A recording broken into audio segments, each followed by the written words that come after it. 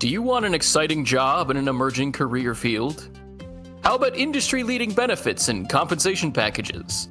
Or how about an opportunity to see the world and interact with invisible robots?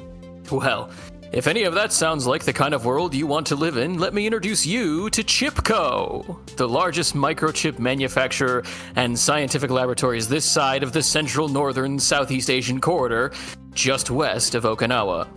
We here at Chipco are looking for talented, motivated actuaries and researchers to staff our newly formed aquatic life insurance department. For no reason at all besides our general interest, Chipco has begun branching into the fields of molecular engineering, radiation, and animal life, and we need talented people just like you to help make our dreams a reality too. Stop by Chipco City to pick up an application, and while you're here, let Chuck, the invisible robot, show you the facilities where you'll be living, shopping, and sleeping while you're employed with us. Families are welcome, and we even offer education opportunities for the children of our top earners. Apply today and earn a bonus of 60,000 Chipco dollars upon signing. That's enough to buy a Singapore sling from one of our sky bars, conveniently located in every helicopter.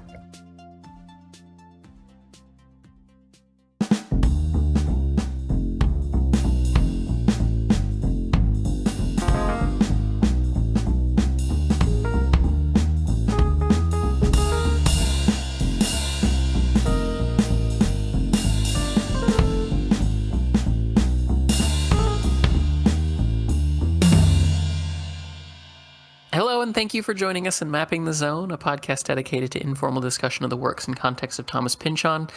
My name is Kate, and I'm one of the co-hosts. My name is Cody. I'm Luke. And I'm Will. And this week we're going to be beginning our discussion on Chapter 9. It became readily apparent to pretty much every single one of us that if this was going to be its own episode from beginning to end, it would probably have a runtime in the neighborhood of 4 or 5 hours, if not 6, based upon the content of this chapter. So this week we're going to be discussing the first half of Chapter 9, and then next week you'll be getting the second half of Chapter 9 from all of us. That being said, we are also all together as one. None of us are missing this week, which is an exciting development in the world of our Vineland discussions. So without further ado, Will, do you want to give us your summary of the first half of the book's chapter? Let's go. This sprawling chapter centers in real time DL sharing the story of meeting Takeshi with Prairie. She'd been hounded by Ralph Wavone for some time, with him looking to use her ninja skills for the cleanup of Rockvond, particularly the vibrating palm, or as it's known in Western film, the ninja death touch. After a convoluted method of trying to lose herself, DL is kidnapped suddenly and shipped to Japan to be auctioned off as a white slave. Just as she begins to settle into her new role, she's sold off to some mysterious agent who's working for none other than Wavone himself, who won't settle for anyone less acquainted with Vond for the assassination. Dressed as a Frenesi stand-in, complete with colored contact lenses, she awaits her Mark's arrival. And in the middle, we flash back to Kunoichi, and Takeshi has arrived and is sharing his side of the story with Prairie. In very short, he was working as a sort of claims adjuster for a corporate life insurance provider. We see a slice of his very competent and totally not surreal daily life, from fake Godzilla feet to beer and amphetamine. Lost between the bathroom and his bar stool, Takeshi wanders one day into a heated conversation featuring, yet again, Brock Vond. Suddenly, his usefulness rapidly identified Takeshi is in the back of a car, serving as a body double for Brock. He's sent into the back room of a gentleman's club, and there, the blinded Chastain and utterly befuddled Fumimoto do what each of them came to get done. The vibrating palm apparently requires deep familiarity with the target, so fortunately, DL flees immediately. And we see as Ralph Wavone speaks to one of his conspirators about how that damn Brock Vond is some sort of roadrunner. Thank you, as always, Will, for that. What did everyone think of not the whole chapter, obviously, but this first section of Chapter 9? I think it's good in setting up a couple of backstories. I think between these two halves, I think this is the lighter half, and the second half, the back half of this, takes a much heavier and thematically darker turn. But I still think there's a lot of fun things that happen in this chapter. Obviously, the kind of renowned at this point Godzilla mention, which comes back in the second half. But then I really, Takeshi is such an interesting character, and I think getting his backstory in this first half, and more, a little bit more in the second half, but a lot of it comes here, gives him a lot of depth and kind of helps understand his importance to this story. I still think it's really interesting that we still have not actually seen Brock at this point. We're halfway through the book, and his presence looms so large, and he is so feared at this point. But we, like, as a reader, we're only getting these third-hand accounts, but they're still so effective at portraying him as the villain that he is. It just, yeah, I like this chapter. It's not my favorite of what we've read so far, but I enjoyed it. I think I like the second half of it more than the first half, though. Out of curiosity, what is your favorite that we've read so far? Oh, that's a good question. Probably either 7 or 8. Probably 8. That's fair. Yeah. Will, what about you? I find the sort of world building, I'm not sure what else to call it, that's going on in this first half of chapter 9 really engaging. I mean, it's very silly. It's not. Pynchon is not sitting around crafting like some fantasy type world, but just the little touches to make the reality of this book slightly different from ours. Pretty fun. I think that the way that we see DL and Takeshi kind of frame themselves through this first half of the chapter is really compelling. And while I do find it hard to keep from slipping into discussion of the second half, I'll endeavor. I do think that there's a lot in this alone. So if I do that, listeners, forgive me. It's my fault. There's plenty of stuff to talk about in this first half. But also, in theory, you should have read chapter 9 if you're even listening to this episode. So Yeah. I feel like this would be a very weird show to listen to if you weren't actually reading or have read the book. No, I did just mean that, if you get frustrated that I'm not staying on topic, you're frustrated with me. Luke, what about you? What did you think of the first half of this chapter? So this chapter is probably, I think, probably my favorite chapter in the book. That may change by the time we get to the end.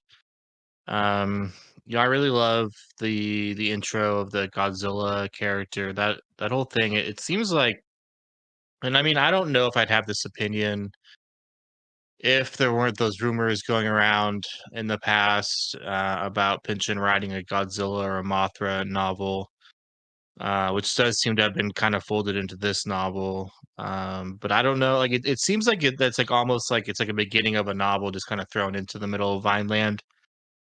Um, where it seems like we're almost like starting a completely different book at that during that section. I mean, it's I guess in the chapter before this one we get some stuff set in Okinawa, but most of this book is set in California.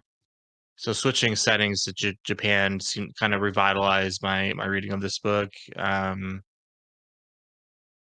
Yeah, I really love these chapters. This chapter, the first half of this chapter. I mean, maybe I like the second half of the chapter about the same. But the first half, there's a lot to like. I mean, the opening thing with I mean, we'll probably get to this, but I find it really funny that DL is being forced to eat like plastic shrimp, I think. Andy, And yeah. yeah, in the opening of this chapter, there's a lot of kind of absurdity in this chapter that's really nice. even Takeshi's constant drug taking is pretty funny.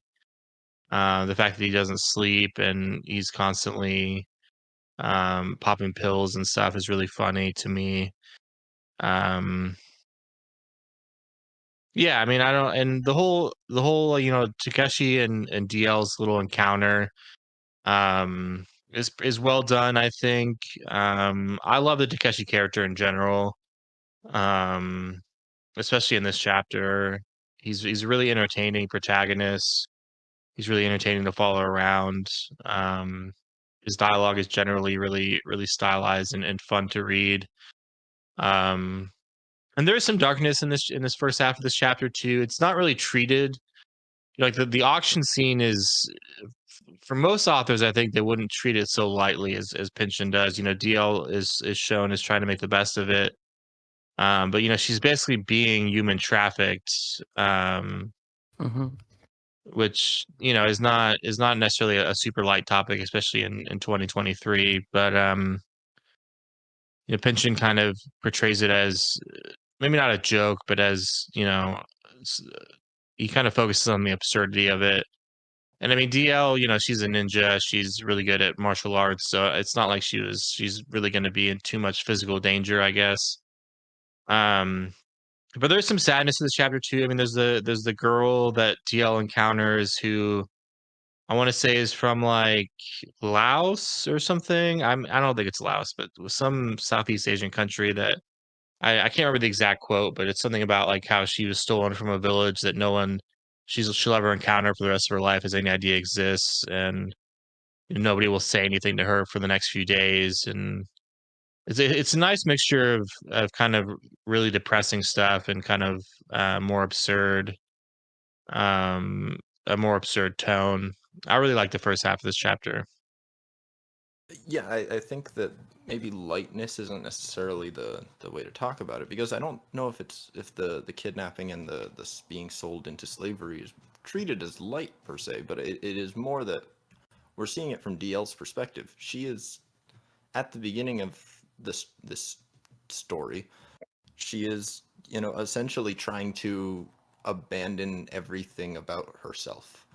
And for that purpose, as so as somebody who can, at any point say, all right, I'm done, I'm getting out of here, and she can just make people die if she wants to. Hmm. you know it's a much more of a kind of, it seems more of a device to illustrate her general depression. No, I get what you're saying. I mean, light is probably the wrong word. She does seem kind of detached from her surroundings. Um, Even the fact that she leaves her life behind so easily in the beginning of the chapter speaks to a certain restlessness and detachment, I guess. And I mean, Eastern religion, which we all talked about last week, is related to martial arts. Does does emphasize detachment from everyday life, which I think DL kind of personifies in the beginning of this chapter. Yeah. Well, I think it's also easy for her to make to sever those connections, just given her history, her past with her dad and everything. She kind of had to be put into that position to where she has to be able to detach from the people that are close to her at any given moment and just be able to get up and go. Well, I was going to say it isn't even necessarily just that. 'Cause that's certainly a part of it from a practicality standpoint of what she can use her martial arts training for, but also the reality of why she decided to become this martial arts master, and this very tough woman was largely because of how her dad behaved, and her Yeah, dad's like very like just straight up evil manner of being that she was never allowed to confront in the way that she was hoping to. And so like we do look at DL as this amazing, badass character, because that is absolutely what she is, but at the end of the day, the reasoning behind the initial impetus to become who she is did not pan out for her. And now she's finding herself in a position where she is being sought out to kill people for the mob, which just, I mean, I think thinking about that historicity of where she came from, why she did what she did, and where that's led her, that would make you pretty depressed. Yeah. Oh, Like, for yeah, sure. definitely. And it's not overt on the page. Like, they don't, Pynchon doesn't, just put it right in your face that this is why she feels this way. It's something that you have to infer by thinking about it. And you really probably wouldn't even think about why she's doing it if, when she is eventually caught by Ralph, she doesn't say that line, I wanted a vacation from my life. That's a very depressed person explanation for behavior like that. Yeah, and one of the scenes we do see in this first half is it in the first half with Frenesi? It is, right? Am I crazy? Which scene? Which, yeah. Well, the one where she's talking about Superman. Yeah, that's in the first half. For some reason, I cannot find anything I'm looking for right now in terms of the book. It's when she runs away to Ohio. Anyway, but there's even I'm not going to say more covertly placed, but as quietly mentioned is the fact that DL is clearly, maybe it's platonic, but clearly in love with Frenesi. Mm-hmm. I don't think it's platonic. It's not. I don't platonic. either. I don't either. Pretty explicitly stated in the last chapter. I'm pretty. Explicit? Kind of. It was very loosely implied, I thought, because that's how I read it. But again, interpretation. Perhaps to a gentleman of the straight world persuasion. Well, yeah, but my other straight guys read it is all I'm saying. Trying to not alienate 90% of our audience. That's fair. As a homosexual female, it's pretty obvious. No, I get it. I get it. I'm just saying it's not literally explicit. Anywho, point is, she's lost the love of her life. By the end of this book, it's made pretty clear. Frenesi was the love of DL's life, and it's truly something that she cannot handle. And she's running away from the sense of defeat for not standing up to her father, and she ends up with Frenesi, and Frenesi runs off and gets with Brock Fond, and now she's just kind of going through the motions.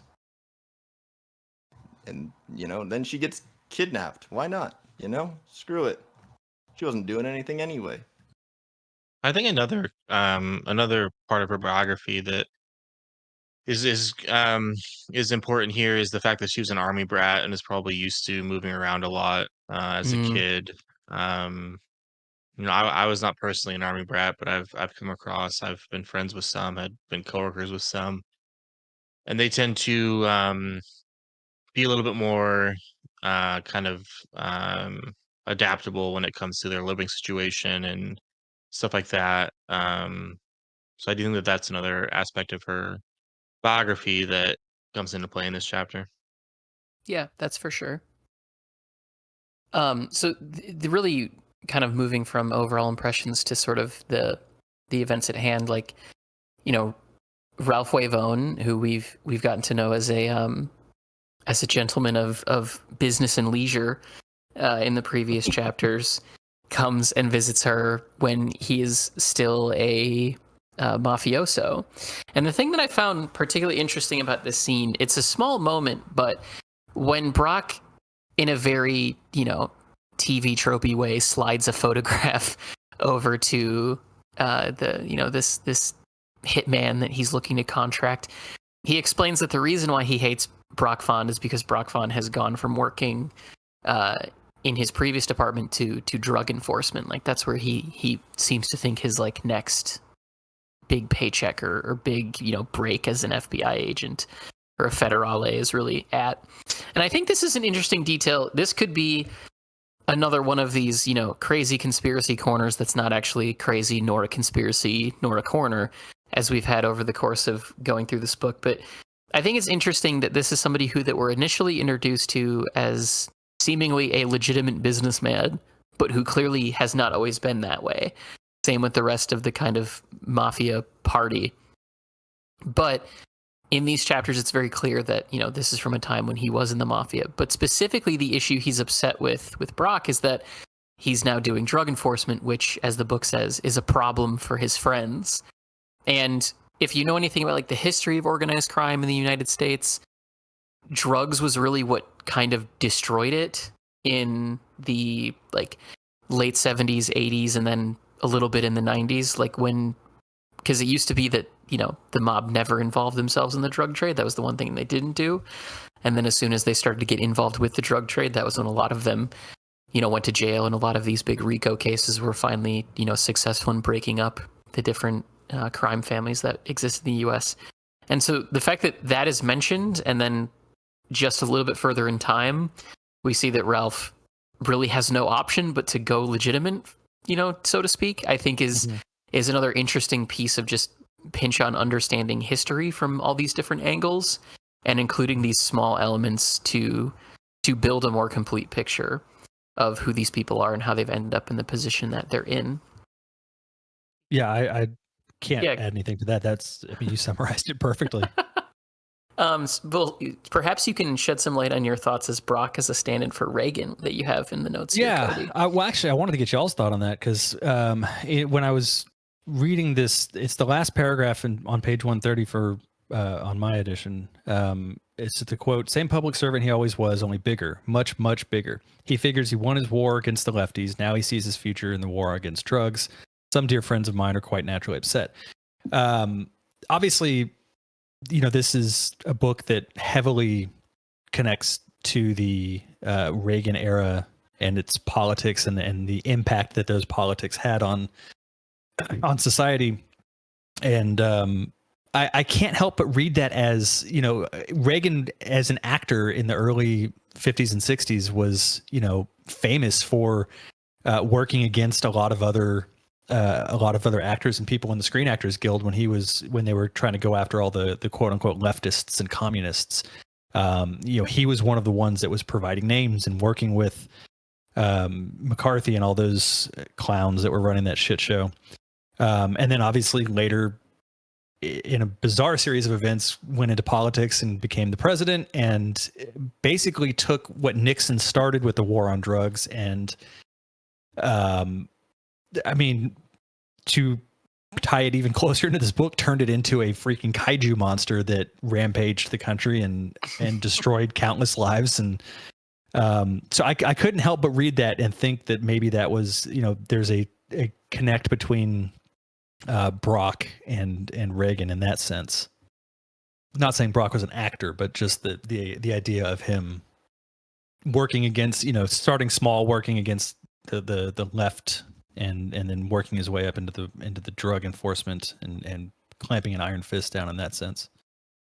Especially, I definitely see where you're going, and especially from a standpoint of history. Like, Reagan didn't start the drug war; that was started by Nixon, but it certainly was given that massive expansion when Reagan became president and kind of stepped into that role. The same thing would be true of Brock in these chapters, where he didn't start the war on drugs. He didn't start, you know, get his foot in, you know, on the ground floor, so to speak, of that particular type of enforcement, but rather jumped into it when he saw that was the next, like, you know, big battleground or place where he could continue expanding. I mean, that's how I've always seen it. As, you know, Nixon started it as a sort of like, I need to do something to get myself out of the shit that I've kind of put myself into. Get him out of the Watergate salad. Yeah, and never really took it. I don't want to say he didn't take it seriously, but I mean, he had Elvis running things for that, so he certainly wasn't competent in his handling of it. But then Reagan, that was a hold my beer moment where, you know, Reagan saw that as his opportunity to like really pander to what was becoming a very much more hardline conservative party that he wanted to, I think, cement his legacy in, and he absolutely did. You know, for all the ills that the war on drugs caused, if nothing else, it cemented Reagan's status in politics, and it still is arguably the one thing he's most known for.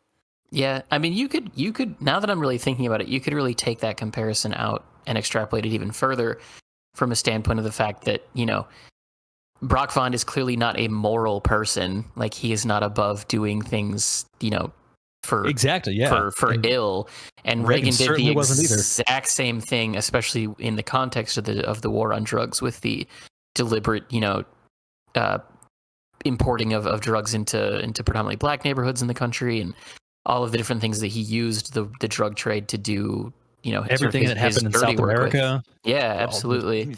Yeah, knocking I down was gonna, democracies.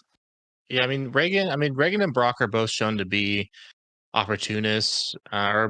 Brock is an opportunist, and I would call Reagan an opportunist. I call We Reagan were a lot talking of about, things. Opportunist is at the well, bottom of yeah, that list.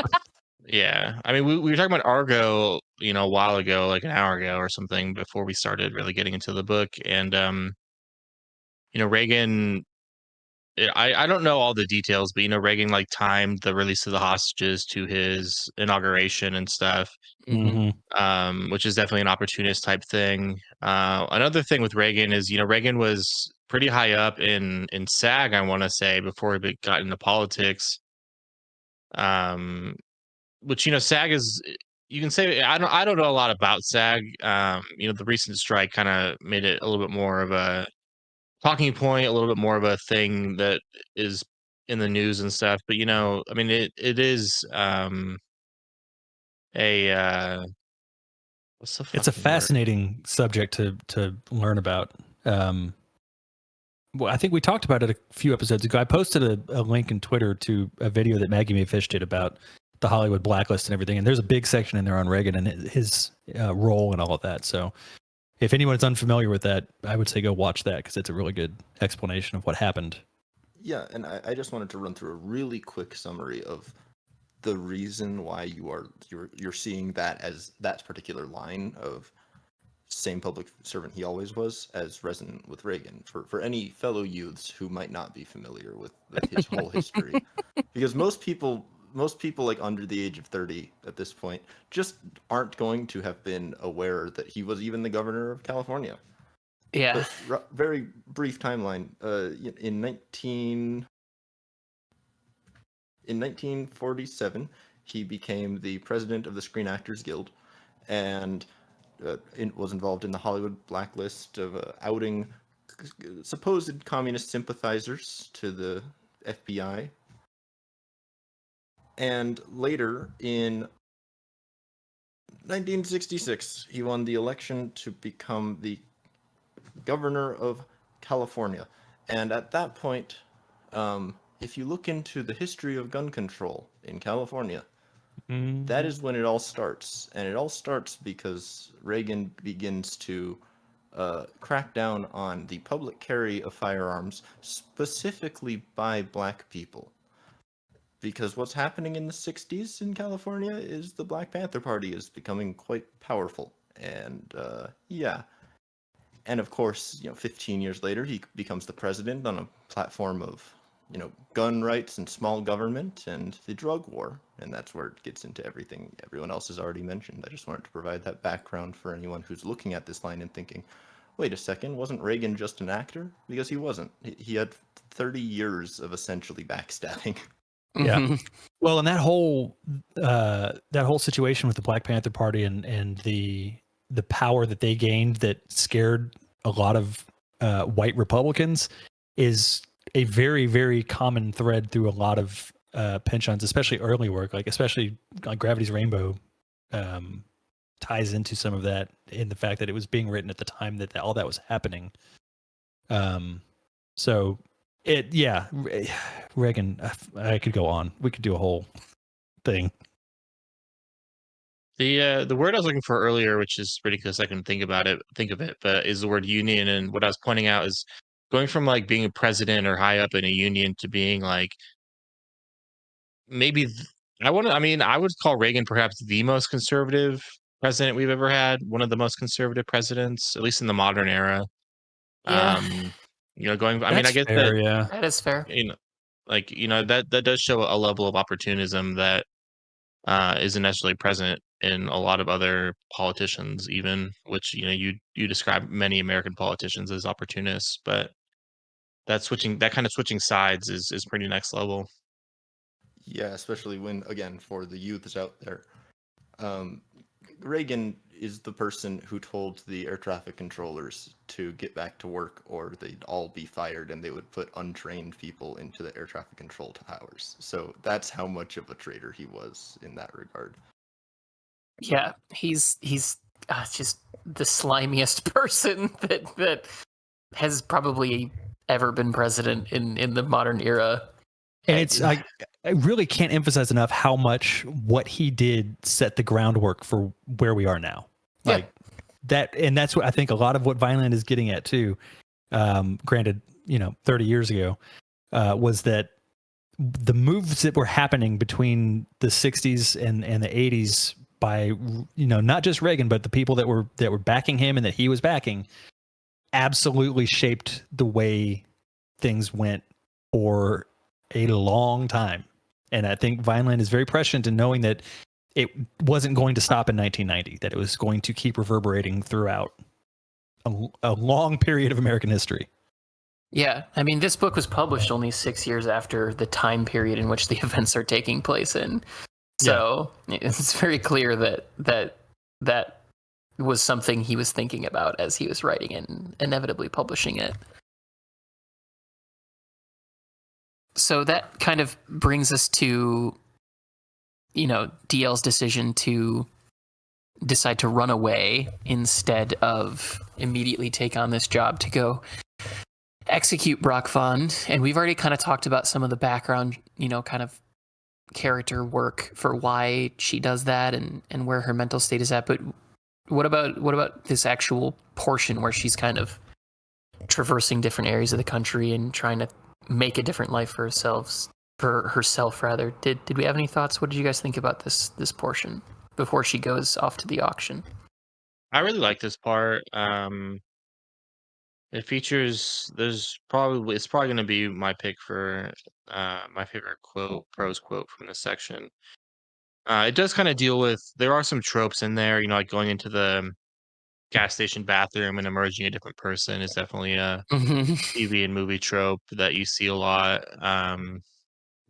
I really enjoyed the description of her shopping for like pastel clothes. To make herself like not more just invisible. not just pastel, but vibrantly pastel, which I love as a Yeah, description that Pynchon uses. but even just like everything about her, like she in like living in Columbus, which I want to say is Ohio. Yeah, That whole description of her completely changing her life and kind of um I think she's called a small town spinster pursuing a perfectly diminished life. Leaving everything behind and becoming just kind of another American woman who, has never been interviewed by Agro World and is just kind of, I think she's depicted as working in an office maybe. I just yeah, really love that whole thing. yeah, I agree. Yeah, she's doing typing and filing is what Pynchon says. Which that might be, now that I think about it, that might be a Confederacy of Dunces reference. I mean, maybe like a very small one, but that's what Ignatius does in Confederacy of Dunces at the factory. That just now occurred to me. But I know like all the stuff about Clark Kent and Lois Lane, and how like being Clark Kent was like Superman's vacation from himself. Mm-hmm. I found very poignant and cool, and just not really something that I'm not really. I like comic books. I've read some comic books, not so much Superman comic books, besides like maybe one or two, like collections of them, but not very many. But I'm not really big on. I don't really know like a lot of like. I don't really know even if there is like theory about comic books and that kind of stuff. Here is, The yeah. way that there is, yeah, I'm sure that there is. I mean, especially on the internet, but I've never seen discussions of Clark Kent being like a vacation for Superman, and um, especially I really like that, especially in the context of. I think it's framed as like an argument between her and Frenesi about it. Am I correct about that? Like she's like remembering back. Um, She's recounting it to Prairie, but within the scene, she's talking to someone who worked at, I think, the newspaper building that she worked next to, if I remember correctly, is where she's within the actual scene itself telling that quote to? I think she's talking to Frenesi. I think she? yeah, Okay. I think so. I think what it's supposed to be is she's like ruminating on it while she's doing her work. At the Oh, island. yeah. I also just love that she becomes like a regular at a bar and just like talks to other regulars at the bar. I always love it when characters do that, when they just like disappear and become normal people and just pick a bar to start going to and become a regular. I don't know why I love that trope, but um it's always entertained me a lot. Yeah, as far as how I feel about that section, I think and it's kind of just a deep dive into DL's state of mind at that period of her life, and it's tortured, but at the same time, like you said, Luke, it's really beautiful. We've been talking a lot about movies off and on mic, and if this were a film, it would, this section might be called a tone poem, but it's quite effective in that way. Was that a genuine throat clear, or was that It was an ironic throat clear. Okay. Cody, what about you? Will pretty much summed up how I viewed it as so I can't really I don't think I could really add much to that. Other than I agree with Luke in that there is a certain almost romantic idea or feel to that disappearing and kind of becoming a regular at a bar somewhere. It's one of those things that I think everybody at some point kind of feels like they would want to do, but just you can't ever. The idea of actually dropping everything like that is a scary kind of prospect, and I think that's part of probably the appeal of it is the courage that it takes to do something like that in the first place. But I think Will summed it up pretty much what I was going to say. So yeah, well, come to Wisconsin if you ever want that to be your life, because that is just sort of how people here live. Is that a criticism? Should she have gone to Wisconsin? I think it would have been Columbus? more realistic than Columbus. I have a sister who lives in Columbus, so I'm familiar. I feel like Wisconsin would be a bit more accurate, but I don't think Pinchon has spent much time in either of those two states. That we know of, yeah. Yeah, but the Midwest is very much I moved here and now I'm reinventing myself and I'm a regular at a bar. That's certainly my experience in living here my entire life. So that brings us to the eventual auction scene. And we kind of, at the beginning of the show, talked a bit about it, but did we have any further thoughts on this scene? It is certainly, to get back to Luke's point earlier, it feels like something that should have a darker undertone than it does as it's playing out. That's for sure. It's an interesting tone that Pinchon strikes with it, and I think that it does. It is accurate to say that it comes from how DL herself is interacting with it. She isn't necessarily taking it to be this awful thing. She's doing it to further her escape from herself. Did we have any other thoughts or ideas or feelings about this particular section of the chapter?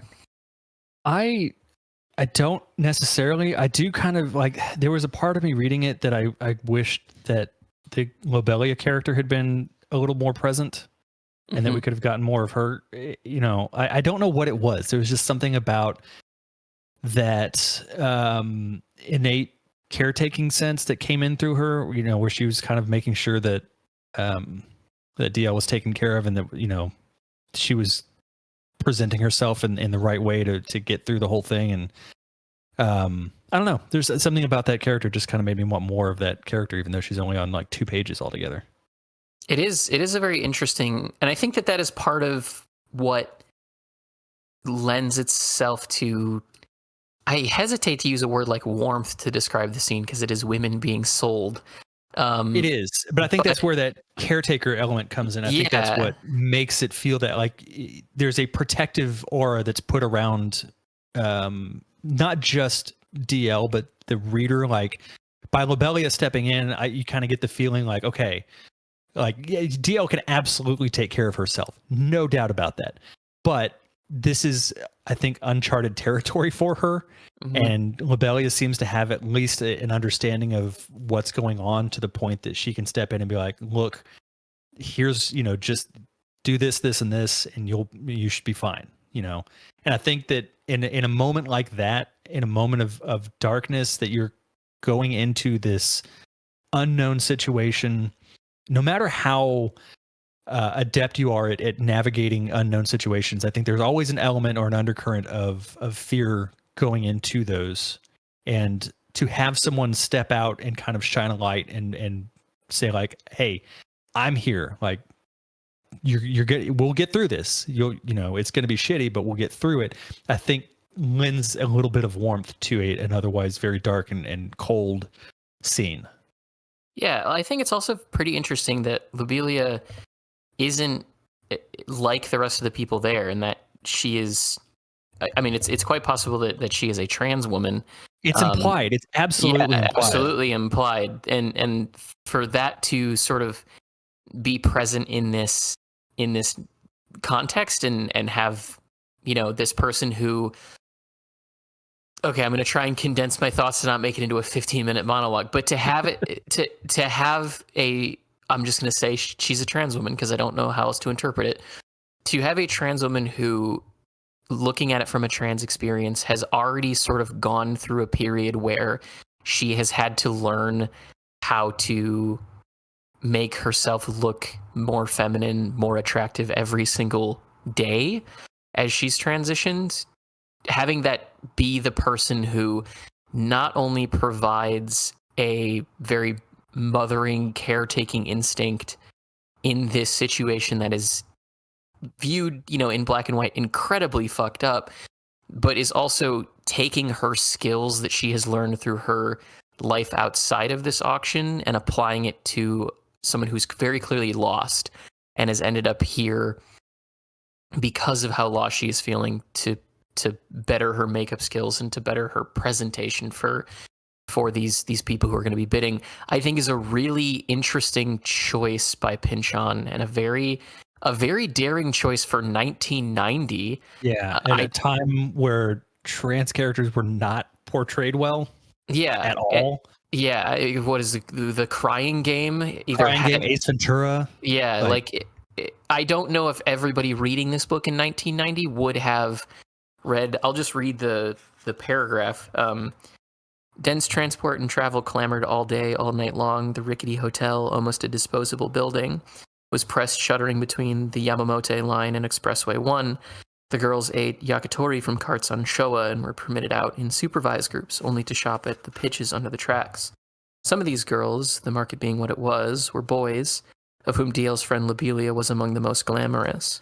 Wow, she had introduced herself. You are a mess. Launching then unbidden into a verbal hair to toenails makeover for DL, who at some point ducked her head, murmuring, guess I should be writing some of this down. I don't know if everybody in 1990 would have understood what Pynchon was implying in that paragraph. Yeah.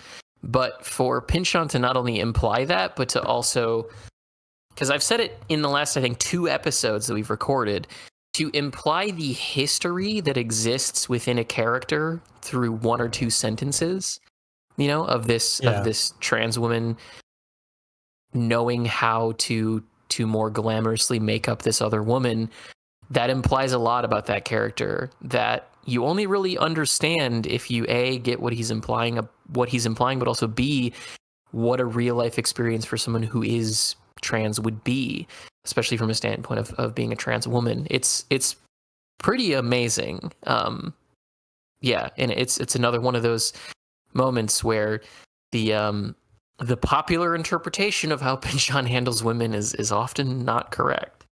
Yeah. Or at least unfair. Yeah.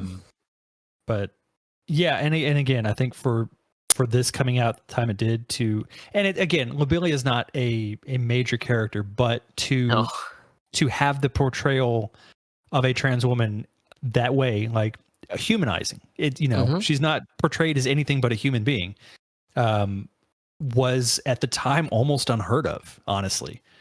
Because that was, as we mentioned, with Crying Game and Ace Ventura, and I'm sure there's a couple we're missing. representation in that sense was not a thing. Really, I think the only other portrayal of a trans woman in popular culture at that time would have been Twin Peaks. I can't think of any other.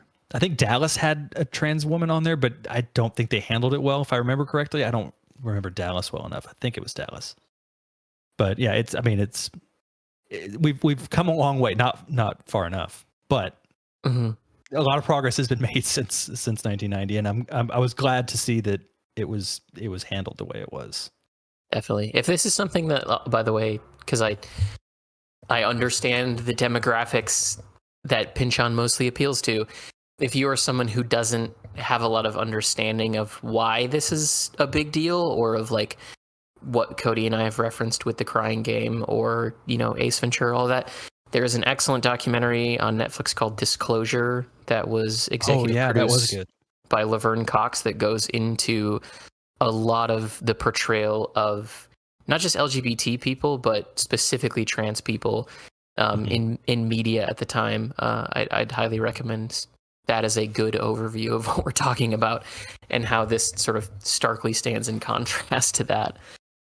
I don't know if the quote you read really says what you're saying. But more seriously, I think that a lot of the you hesitated, but I do think warmth is the right way to phrase it. The warmth in this section is coming from this camaraderie, Mm-hmm. and it's it's the same kind of camaraderie that comes out of those cultish, abusive games that we talked about in the last couple episodes. True. Like it's not a good thing, but it's there, and sometimes it's all you have as a human. And I think that the way that it's portrayed is very I don't know about realistic. I've never been up for auction, so I can't say about realism, but it feels believable. And beyond that, I think that there's one phrase in particular that really outlines what's going on here, and it's DL remembering beauty contest interviews back on the childhood tube. And there's been a lot more conversation since 1990 about beauty pageants, and especially the American phenomenon of childhood beauty pageants, which I don't think is, I misread this the first time. I actually thought it was talking about childhood beauty pageants. But yeah, no, anyway. This is something that is part of American culture, is this kind of putting women on an auction block. Even if you're not actually buying them, the attitude is there. We have a script for it, and that's what DL's able to lean into. And that's scary. Yep, that's for sure. So assuming that there's nothing else to add, DL is purchased by none other than Ralph Wavone, and is sped to their hotel room that has been rented, where there was a very good bit of just sort of, I think, character work that was included in her car ride over to the hotel, where she looks at the orchid corsage and realizes that this is the first time she's ever been given one of those, because at no point in her life did she ever attend any, proms or homecomings or dances or anything like that. Like, that is such a devastating, that was a line that really stopped me in my tracks, of the inherent sadness that exists there. Not that there's anything wrong with skipping dances when you're in school, but the idea that the first time she would be receiving flowers from a date like that would be in this situation where she's been purchased from what is effectively an auction for, prostitution, but with the expectation that not only is she going to sleep with this guy, but is also going to kill people for him. Like, that is such a speaking of a connection back to beauty pageants and childhood beauty pageants and all of that, like, it's such an innocent thing that most people associate with their younger years, when you're in high school and when you go to prom with whoever you're dating at the time. And for her to receive it so much later in her life speaks to A, the things that she gave up in pursuit of martial arts, but also B, it was something that, without overextending a simple line, it was something that really hit me as I read it. Yeah, that line does stand out in terms of fleshing out the character of DL and kind of going back to, I want to say it's the chapter before this about her backstory, and how, you know, she was skipping school and wasn't really doing a lot of typical childhood. She didn't have a lot. She didn't, you know, do a lot of typical childhood milestones, I guess. And it does kind of speak to how, you know, she seems to spend most of her life in more male dominated spaces. Oh, and there's a silver lining in that sentence. You know, it's very specific. It's the first orchid corsage in her life. Maybe Frenesi had platonically given her a rose corsage. Possible. You never know. You never know. I think Frenesi also had feelings for DL. No, it's just a joke, just to be Yeah. clear. Oh no, I know. But like there's an alternate universe where Pynchon wrote a sapphic romance between the two of them after she hopped on that motorcycle. And Yeah, I wouldn't be surprised if that was written and just left out of the book. Yeah, I would have preferred it stay in, because that one line when that happens in the previous chapters made me interested enough that I would have read a lot more of it. So yeah, and then we get an interesting, you know, moment in the hotel room where Ralph is kind of soft pitching a job offer to her, using a lot of corporate speak rather than you know, what you'd expect from a guy like that. Does anyone want to read that quote? I have it right here. Yeah. Okay, great. On page 139. Can you do an accent? I don't know. I probably can't. Not well enough. They drifted across the neutral carpeting, crooners crooned, and the storm came sweeping on. He was careful, mouth close to her ear, to speak only during instrumental breaks. You might even get to like working for us. Our benefits package is the best in the field. You get to veto any assignment. We don't ask for weekly quotas, but we do run a cash flow assessment on each of you quarterly. It's as someone who works in corporate America, it's disturbingly spot on. Yep, that is for sure. And it's just, you know, it's a taste of where he was going to end up anyway. Yep. I love that it sort of parallels that scene from chapter 7 where he takes, is it his nephew? Like, that he throws his arm around and brings in close, and he's like, so what you gotta understand is where, like, I enjoy the fact that it's a parallel image of him, you know, putting his arm around this woman and doing the same kind of thing, but it's actually illegal this time, what he's describing. Yeah, he's that kind of guy who has no concept of personal space. Like, he's always right up on your ear. What Seinfeld would call a close talker. A close talker, thank you. Yeah. After that, we get, you know, she obviously accepts. She starts, you know, being dressed up as Frenesi in what is a pretty similarly devastating, like, description when she realizes what's actually happening to her.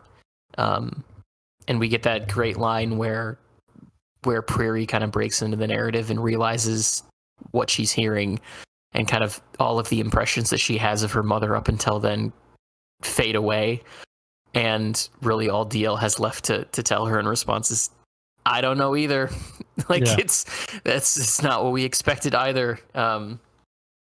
Before we move on to everything with the King of Monsters, does anyone have anything to add about that closing section where Frenesi's dressed up, or not Frenesi, where DL is dressed up as Frenesi? Correct me if I'm wrong, but I do think that I think it's on page 141. It's the first time that Prairie kind of cuts in this chapter. I was about to say I love the way that she cuts in throughout the chapter. That's one of my favorite things about this chapter. Yeah, agreed. It is really entertaining to sit there and like read this book and imagine DL and Takeshi like taking turns telling their story, and you know, like, it's such a long chapter that you would think that it would take like hours or days for the story to be told verbally. I mean, at least hours probably. Well, there is an indication that it takes at least days, because when Takeshi and DL start to like cross in the narrative in a little bit later of from where we're currently at, like, there's a mention that, you know, Prairie had first met Takeshi a few days ago when he like burst into the into the room talking about wanting to be put on the whatever that machine was that he was convinced revived him. So I think there is an indication that it's taken at least days for them to go through everything. Yeah, I think it's one like late night and then the next morning. Yeah, that's how I read it at least. I find the whole way that DL is trying to deal with the relationship between Brock and Frenesi. We only get a very narrow frame of it. Mm-hmm. And I think that it's really notable that up until this point we've gotten some brief mentions of it, and it won't stop. If anything, it will accelerate the talk about Frenesi having this fetish for authority figures. Men in uniform. Yeah, and I do love that the choice there is, and I don't know if it's supposed to be DL's perspective or some omniscient narrator's perspective or what, it doesn't matter. I think it's really telling that Vaughn has this fetish for her too, that she is just as, at this point, a simulacrum that he, like a totem he worships at almost. Mm-hmm. Yeah. Well, they're also worshiping at something inherently rebellious from who they are as people. Like, Frenesi is supposed to be this sort of free-spirited, hippie, free love individual, and Brock is supposed to be this, I'll say proto Bigfoot character. Yeah. They're supposed to hate each other, but they're very much, I don't know if I want to say in love, infatuated with one another. In the way that they are, like, there's also something in there about like falling in love with that which is inherently poisonous to you or something along those lines, to speak about it poetically. It's a very interesting dynamic that I wouldn't call it love. It's not that. I think no. Obsession or attachment is probably more of an apt description of what they have. It's weird, and it's it is a really interesting dynamic. I can't really phrase it any better than that. Absolutely. But the inherent tragedy of being forced to dress as the woman you're in love with to trick the person that I can't think of a word other than left you for, even though they weren't together, that's, I can't imagine what that feels like. Yeah. It's not an enviable position that DL's put into, for sure. Mm-hmm. And it is, I think this is another one of those situations. I think that it's a moment of darkness that has a sort of levity to it that keeps it from being too dark.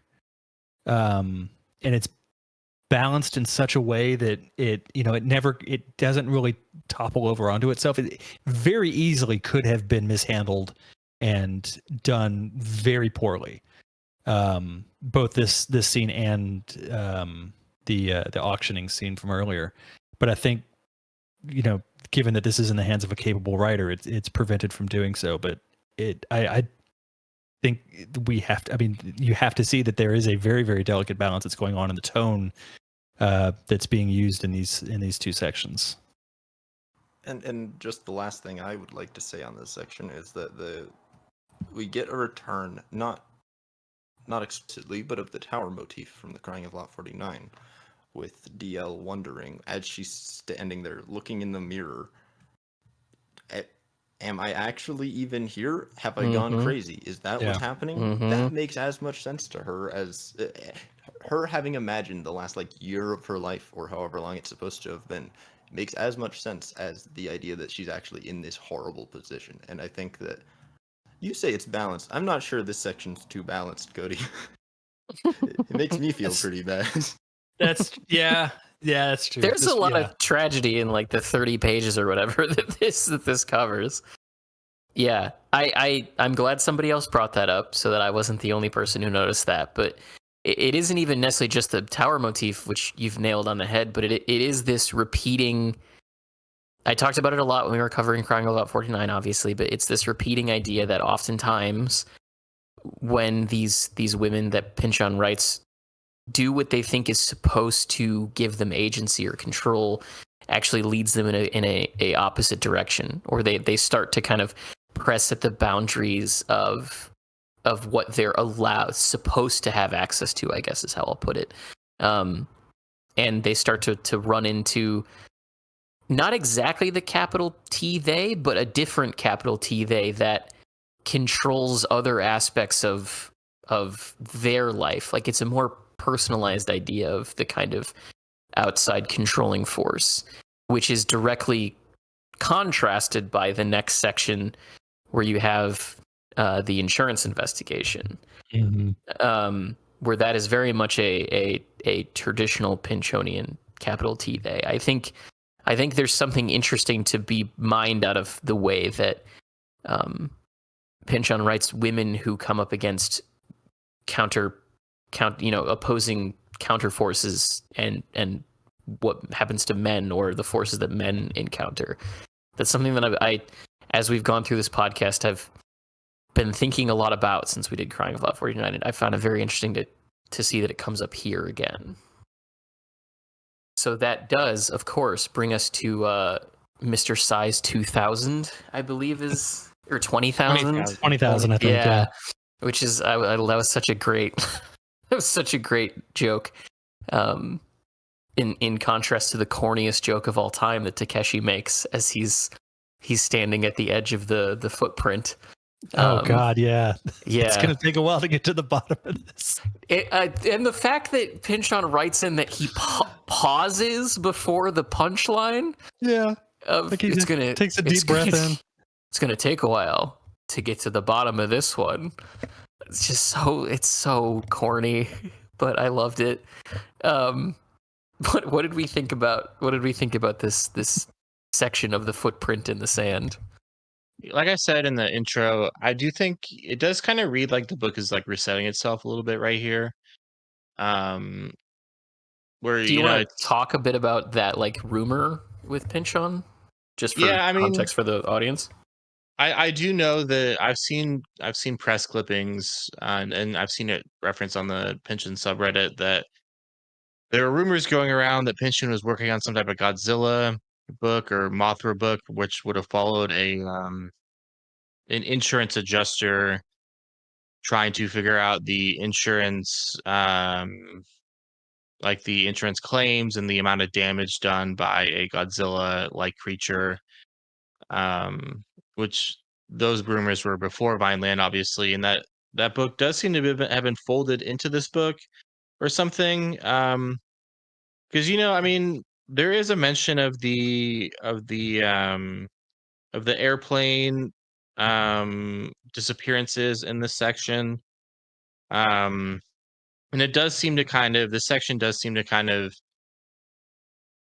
like place this book in a kind of more sci-fi world or a world with kind of more like inexplicable cosmic horror elements or something.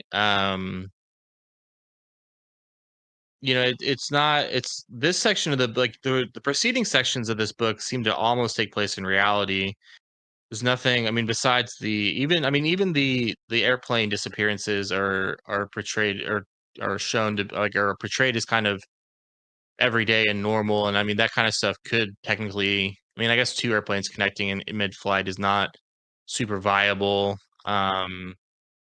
Or something that happens, obviously in the real world. I mean, there are like the military planes that refuel in flight and stuff. That's not like people are not passing between the two of them. But yeah, I think you get what I'm saying with that, with like with the sci-fi elements, especially in this section where we seem to kind of enter a different kind of world with different rules than the real world, which I really love. And yeah, I don't know where those rumors about Pynchon writing a Godzilla novel come from. I imagine it's probably people were probably in letters or verbally asking Pynchon what he was working on, and Pynchon could have mentioned that. I do know that some of his letters are available to the public at places like the Harry Ransom Center in Austin. So maybe it's from that. But I don't, That book, a book by Pynchon about an insurance adjuster following in the wake of Godzilla, um, is a super interesting concept. You know, it's a really funny concept, and it's one thing I love about it is that, you know, we don't in the real world, if there were Godzillas and King Kongs and Mothras and all this stuff, that would be an aspect of um their appearances and their destruction is, you know, people claiming insurance on it, although I imagine it would probably be filed under acts of God or something. It Yeah. does bring to Force mind, majeure. Yeah. yeah, it does bring to mind the impact of like climate change on insurance prices. I do know I've seen stuff online. I don't own my own home, but I have seen stuff online about, you know, home insurance prices going up a lot, and I think we all get where going with that. Hmm. Where climate change is kind of this like impossible to wrap your head around hyper object, in terms of its effect on the environment and um, stuff like flooding and the weather, which has affected insurance already and will probably continue to affect insurance prices. But I just find the whole concept really interesting, really fun to think about. And yeah, like I said, I mean, it does kind of like, you know, this this is pretty random. I mean, it's not, you don't finish the last section and then you're like, oh yeah, Godzilla's about to appear. Um, Not. it- yeah, it's out of left field. It's pretty random. I love it for that, and partially because of that. But Mhm. this section. I don't really necessarily love the whole sex scene between Takeshi and DL. I mean, it's portrayed as pretty sleazy, and it's a lot of innuendos and stuff, as Cody points out in our show and in the notes for this episode. But the first few pages of this section are some of my favorite pages in the book. Um, you know, the imagery of Takeshi standing in this massive like paw print and making all these jokes and popping amphetamines, drinking coffee, and kind of shooting the shit with his fellow employees. It's just perfect in my opinion. It is. I agree with you 100%. I think that it's the sort of whiplash of it is part of what makes it work and part of what I love about it. And part of what I love about just Pynchon in general is his ability to seamlessly blend fantasy and sci-fi elements into his work and into in a way that it doesn't feel like it's being like shoehorned in or it's being made too big of a deal of. It's just always kind of this subtle insert that just makes it work enough to keep it in there. And yeah, the idea of Takeshi standing at the edge of this print so large that you can't see to the other side of it while he's taking speed basically and caffeine, it gives it this weird like X-Files meets I don't know what what drug movie I can think of that meth was used in that sense, but you know what I mean. Like it blends it in that set in such a way like that. But I also, as far as the rumor of him having a story like this, I would not be surprised if that was something he said as a joke that got picked up and turned into something of like, oh, this is totally going to be his next book. And then he was like, you know what though? Like there's something there. I don't think that it could be a book length story. I think it could maybe be like a novella, but for him to just fold it into this in this part here, and then a little bit later on in the chapter, I think works out pretty well. But I mean, given that he also made a fake book title for what was it, the John Larroquette show in the mid '90s. It wouldn't surprise me that he has this sort of bank of ideas in his head that when people ask him, what are you working on, he can just pull something out to keep them occupied and not bother him anymore. So that's obviously conjecture. I have no way of proving any of that, but yeah, I wouldn't be surprised at all if that was just something he said to get people spinning their wheels on something. Yeah, I didn't think of that, but it definitely could be like some kind of meta joke. Like an It's a inside joke between him and his fans. Yeah, it's a great concept, and it absolutely is hilarious to think about. But yeah, I don't think it could hold its own as a book entirely, unless it was just like a smaller part of a larger book. But also to touch on what Luke was saying about the sort of meta monster of something like global warming, I think that also ties into a lot of his kind of Lovecraftian horror that he builds in to an environmental sense, where the environment of an area or the earth as a general concept is sort of turned into a monster, or aspects of it are turned into a monster, which plays hugely like in Mason and Dixon and Against the Day, and I think in parts of this book as well. He certainly has a what's the word I'm looking for? I think he's drawn a lot of inspiration from Lovecraft in that sense of turning an unknowable thing into a monster that creates a sort of tension and atmosphere throughout the story. Yeah, I've always seen the Godzilla inclusion here as actually a reference to capitalism gone amok, which I'll explain in a second. But to build off of the rumors about Pynchon's, unwritten book about an insurance adjuster related to Godzilla, if you're looking for something similar to that, watch the movie Shin Godzilla from 2017, I think is when that came out. It is the most modern Godzilla movie made in Japan. It's not one of the American movies that have come out in the past like 5 years. And it is specifically about what would happen if Godzilla did, come into the real world that we live in now. Like, how would bureaucracy respond to I like that. A monster attack? And it is a inherently comedic film because it is basically these completely incompetent bureaucrats trying to do the same thing that they would do with like a construction project from a state-sponsored perspective to a giant lizard that is actively rampaging through Tokyo. And it's so funny, and it's a great satire of like the failings of modern government and all of that. So obviously not quite the same thing as an insurance adjuster, but certainly in the same spirit as that. Yeah. So if none of our listeners have seen Shin Godzilla, please go see it. It's excellent. Well worth your time. The thing that I've always, and this is again another one of those moments where this could be just me, completely talking out my ass about it, but as I was reading through it this time, what kind of struck me is like, okay, why would Godzilla be included here? Why that specifically? Because it's a very, like, even though it doesn't ever use the word, right, it's very obvious what Pynchon is making an allusion towards. Right. So what did Godzilla represent? If you go back to the original sort of production of the film and where that came from, Godzilla was certainly an allegory for the nuclear bomb, which in and of itself was an allegory for sort of the military-industrial complex running amok to the point where it reached sort of the end game, so to speak, of what that industry could be. This idea of nuclear power, nuclear weapons. Where do you go from there? And in reality, there is nowhere to go from there. There's larger nuclear weapons, but that's basically it. And so Godzilla is seen as sort of the destructive end point of something like the military-industrial complex in that original context.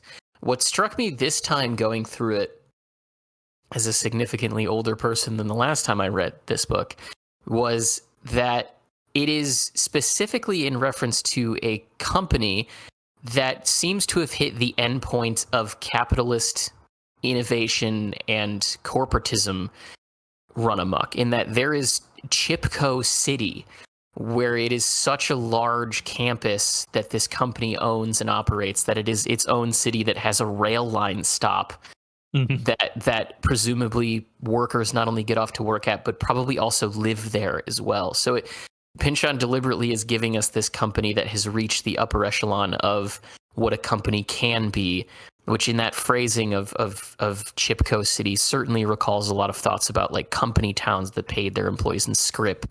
And, you were expected to live there and work there and bring your family there and also, pay in company cash and all of that. Not only that, but we also get the idea that this company has purchased a insurance policy for something like Godzilla just before this happens.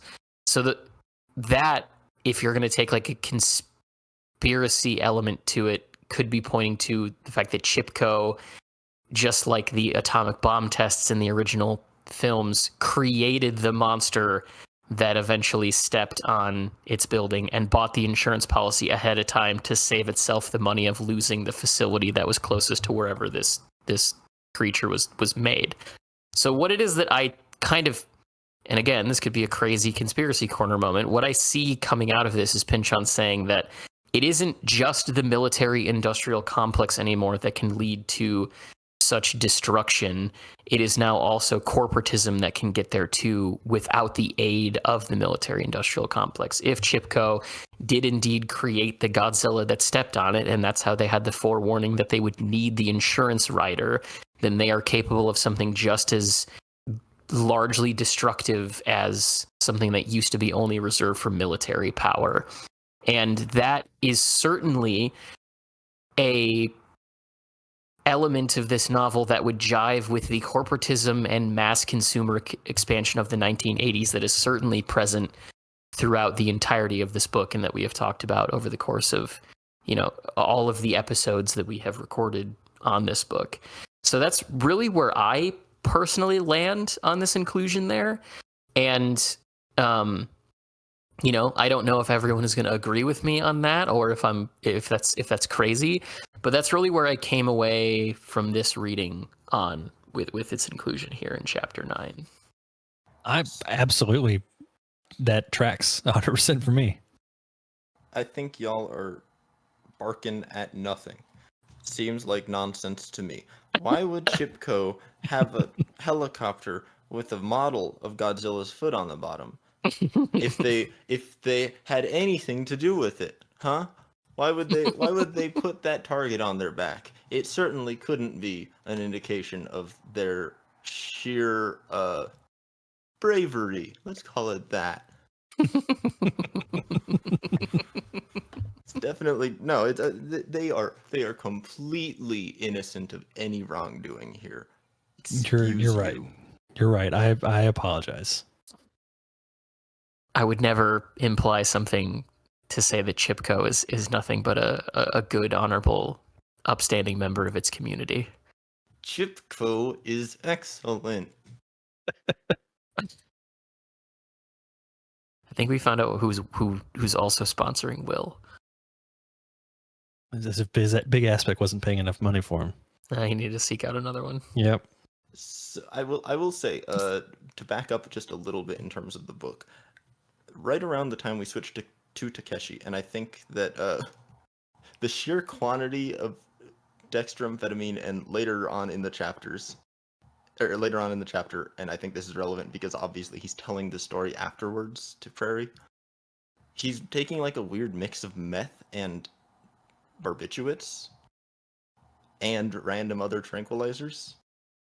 From the point where Takeshi's story takes over, I really do have a very hard time piecing together any of these events in any coherent fashion. And that at the beginning of this episode, I was very tempted to say that this is one of my favorite sections of the book, but I realized that it's kind of hard to say that it's one of my favorite sections when it's one of the only parts that I can confidently say I don't understand very much of. I don't know what's going on in this chapter to any great detail, and I think a lot of that has to do with the fact that Takeshi is like so loaded. Like it's inconceivable how loaded he is. I mean, he's on so much dextroamphetamine that he's standing around in the middle of his job, surveying this giant footprint, and he's like, screw it. Let's just get on the helicopter and get out of here. I'm done. Like imagine how much meth you have to be on. Because technically it's not meth. But imagine how much meth you would have to be on to not want to do anything. That's how much he's on. Yeah. No, and you're right about the sort of I don't want to say hallucinatory, but there is I had a really difficult time also kind of keeping up with what was happening and when throughout these chapters. And I do think that's on purpose. But yeah, it is very much a sort of whirlwind of events and shifting time frames and POVs and whatnot. So it is a lot to keep up with. Yeah, and I think, well, I also think to kind of reinforce that point, I think it's telling that this is one of the sequences from the book that gets talked about more than any other. Like for sure. when it comes just to sort of random discussions about Vineland that you'll see pop up on the Reddit or on other communities, sort of that Pinchon is a frequent flyer in. This Godzilla King of Monsters section seems to be one of the things that people talk about the most often. So there's a lot of intrigue around it as a whole. I think that another way to look at it too would be more so when he gets on the helicopter and starts reminiscing about the Himalayan job that they're talking about, and where he has that line. I'm actually gonna try and find it because I think that will help reinforce my point here. The quote I was looking for is from 146, where it says, "Same as the Himalayan incident, they looked at each other, the two weary old hands, feeling as usual like jungle indigenous going in after a firefight to scavenge brass for pennies a ton. Far above them, some planet-wide struggle had been going on for years, power accumulating, lives worth less, personnel changing, still governed by the rules of gang war and blood feud, though it had far outgrown them in scale. Chipko was up to their eyeballs, and it looked like the professor might have been fading some of the action. Nothing surprised either Takeshi or Minoru by now about the game, in which the everyday pieces were pirate ships of the stratosphere and Himalayas were held for ransom." I think that quote kind of, A, sums up some of what Vineland represents as a book, but also B, also reinforces what the whole thing with the Godzilla footprint is and why I think so many people are trying to figure out the meaning behind it. Obviously, I've just expounded my theory, but it seems as though Vineland, whereas in a lot of other Pinchon books take that capital T they and the counterforce and all of that and kind of give you a bit more of a window into it, Vineland really seems like one of Pinchon's books that operates from the lowest possible level of things happening to people and they don't really understand why or really where it's coming from. I mean, when you think of the introduction with Zoyd, all of the action that is affecting his life is happening off screen, so to speak, and he's just kind of trying to navigate his way through that. And then when you move into the next phase with the backstory of Frenesi and all the stuff now with DL, like the motivations for a lot of that stuff we don't know. The reader hasn't been told at this point in the story. And so it's this effect of like something is causing all of that. Something is causing Frenesi to be, very much opposite of the person people think she is. Something is causing, Ralph Wavone and DL to constantly run into each other. Something is causing Brock to constantly not be ensnared in these traps and to be the roadrunner he is. And then you have this scene where this person has been called in to figure out what has happened with like literally what seems to be a creation of, a corporatocracy that has the possibility to destroy, a whole city, looking at it from a magnified perspective of like the Godzilla movies. And there's no explanation there either. And then you have this brief aside where you get the perspective of somebody who's been on the ground floor of all of that. Like, I know there's something bigger going on here, and I've been, I've seen maybe some windows into it, but I don't know what any of it means. I know that probably these people are involved in it, but there's not going to be any answer as to why these things are happening. There's not going to be any answer to what the powers that be are actually attempting to do. And I think that by using such an extreme example of like this Godzilla footprint, and especially coming off the back of like how quickly the narrative shifts, to go back to what Luke said when we started talking about this portion, I think Pinchon is transposing that feeling directly on the reader. Of if the reader was in this position, they would feel the exact same way as this character and as how they currently are feeling reading it.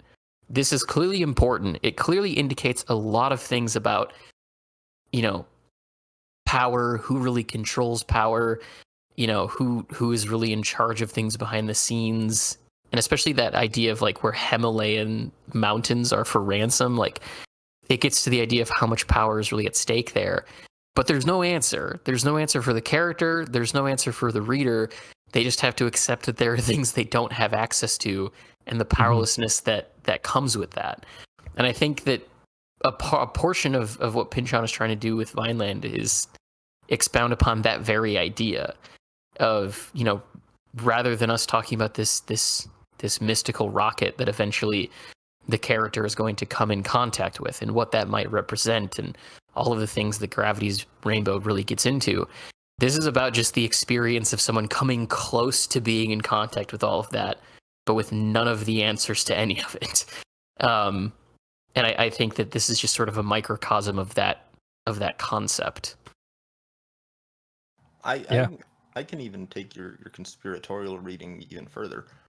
I think that there's a lot to be read into that section on terror management, because one other facet of Godzilla that you left out, because I imagine because it's pretty dicey to talk about, is Japanese nationalism, and none of us know enough to talk about that. No, I sure don't. But it's a big old deal. It's a big old deal. Go educate yourself if you're not aware of the implications of Japanese nationalism in Godzilla. But this is a company that is named after an American, term, chip for computer silicon wafer.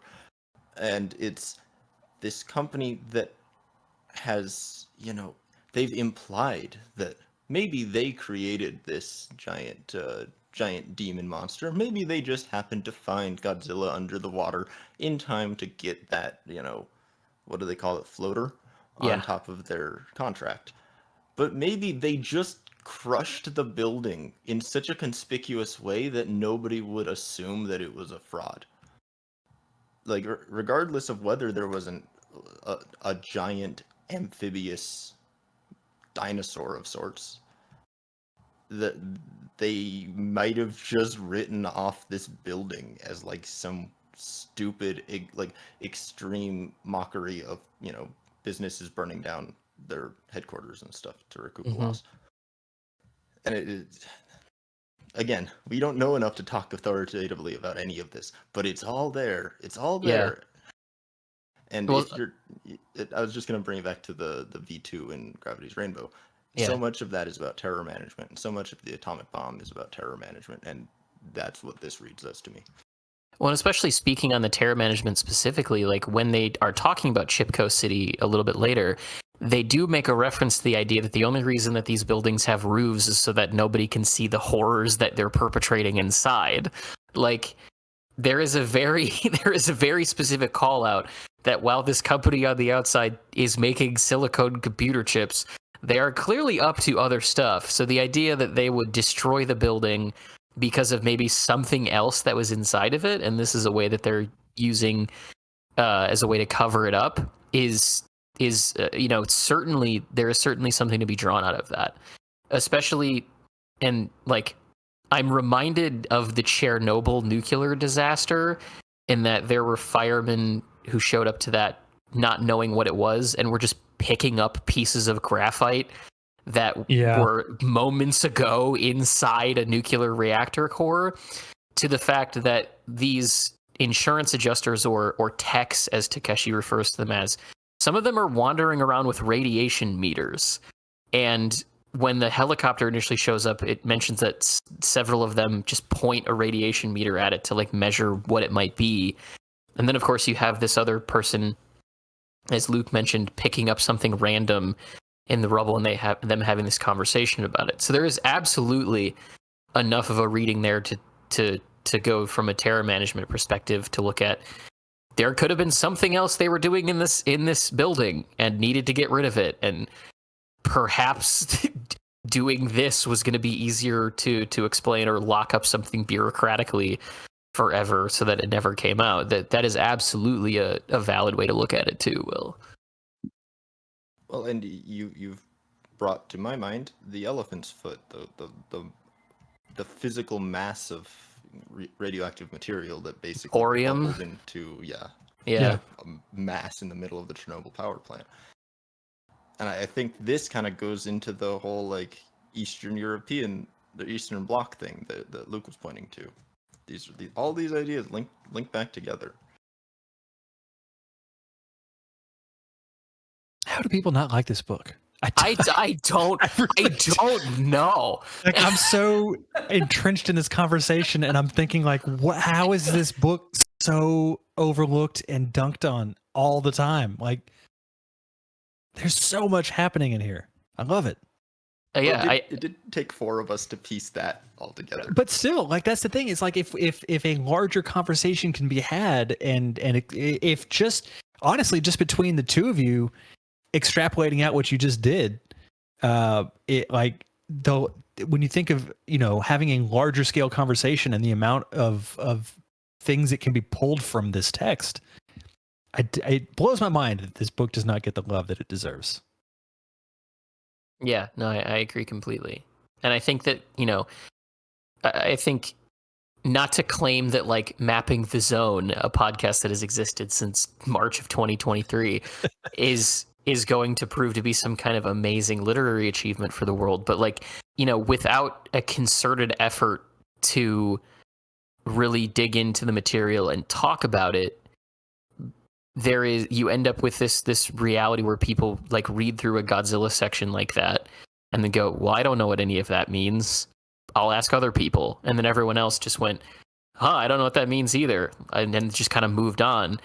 And I think part of that is the fact that this book is certainly written from a different perspective. Like I just talked about a little bit ago, from a standpoint of you're given less access to the man behind the curtain, so to speak, with this book. Events happen and characters experience that event, and then it is left up to both the characters and the reader to figure out what that may mean. Whereas that doesn't exist quite so much in some of the other books that Pynchon went into. He's focusing more on the human experience of navigating through a world that I believe it was Will who extrapolated at the end of Crying of Law 49, where God is dead and the other masters that have taken his place are unwilling to give divine revelation to the citizenry. Like it is certainly a unique book in Pynchon's canon from that perspective, and that it, I think, has the least amount of access to what's going on behind the scenes of anything. I can't put it any better than that. Yeah. So, if there's nothing else to talk about with Godzilla, I mean, we've only just begun to scratch the surface, I think. Apparently. If no one else has anything else that they want to add, that brings us, of course, to Takeshi's encounter with Brock Fond, and then the subsequent encounter with DL. Yeah, I'm glad that you had the note in here, Cody, about the description of the doors. I'm glad I'm not the only one that felt that way. I remember when I listened to this chapter on audiobook for context for the listener, and to hear the description of Takeshi unlocking a door described that way after he just said to DL, maybe we should skip over the sex part, was both hilarious and also revolting, because it's very clear that Takeshi was making a joke of like, maybe we should skip over the part where the two of us slept together by accident, and then after DL says, no, we can go through it. His immediate response to that was, why don't I describe the action of unlocking a door in the most grotesque way I possibly can? Yeah, it's something else. I do also want to say, just to back up on what you said a minute ago, just to clarify, and Kate, I think you'll need to speak to this because you're the one that experienced. You really only listened to the first half of the chapter on the audiobook. I think maybe for anybody else who might have stumbled on that audiobook on Spotify, it may be important to point that out to them. Good point. Yeah. So the audiobook for Vineland seems to have been recorded amateurishly. Very fitting for this book, I think. Yeah, in that the person narrating it, at one point I hear him set a pen down on his desk, and there are just other. It still sounds good, like the audio is good, the narration itself is good, but it's obvious that he wasn't like, being paid by Little Brown to record this or anything like that. It would appear as though, for whatever reason, the decision was made to split the chapters into multiple numbers. So chapter 9 in the audiobook is not just chapter 9, it's 9 and 10. It might be and 11 too. It honestly might be, yeah. Yeah, that happens with a few of the chapters in this book. It's really annoying. So, I wanted to listen to the audiobook as an experiment in what this would sound like as an audiobook, because as I mentioned in I think episode 2 of this season, I don't typically listen to Pinchon on audio because I don't think it always translates well. But yeah, if you're listening to the Vineland audiobook, maybe just have a physical copy around so that you know where those are actually ending, because chapter 9 in the audiobook ends where this podcast episode is going to end, not at the actual end of chapter 9. It's very strange. That being said, yeah, I didn't think I could be more uncomfortable with hotel doors than I was reading this. Thank Christ we were not reading this when I was living in a hotel for a couple weeks before I moved. Yeah, because uncomfortable. Every time I would have come back to that hotel from work and put the key card in, I would have just immediately just gotten the shivers. Yeah, it's. To go back a little bit, how do y'all think that Brock knew that it was a setup with DL? So I don't. My only guess is that, given the fact that the sort of brothel, I guess is the term I'll use, seems very hastily set up and with no other, end point than DL being there, it's entirely possible that the circumstances in which the key to the brothel was given to Brock were equally set up-ish seeming, where just somebody maybe the way they gave him the key code or the key card, it was just so out of left field and not connected to anything that he just would have maybe inherently thought that it was a setup. Because I listened to the first half of this chapter twice, and the first time going through it, I didn't really make much of the description of the brothel, but the second time through, it did seem to me like it wasn't actually like a working brothel where you could go and see one of many prostitutes that would be working there. It seemed more like they had just kind of set up this environment for just Brock to eventually reach DL and then have him, get attacked. So that's my guess, but I don't think there's any way to say one way or the other how.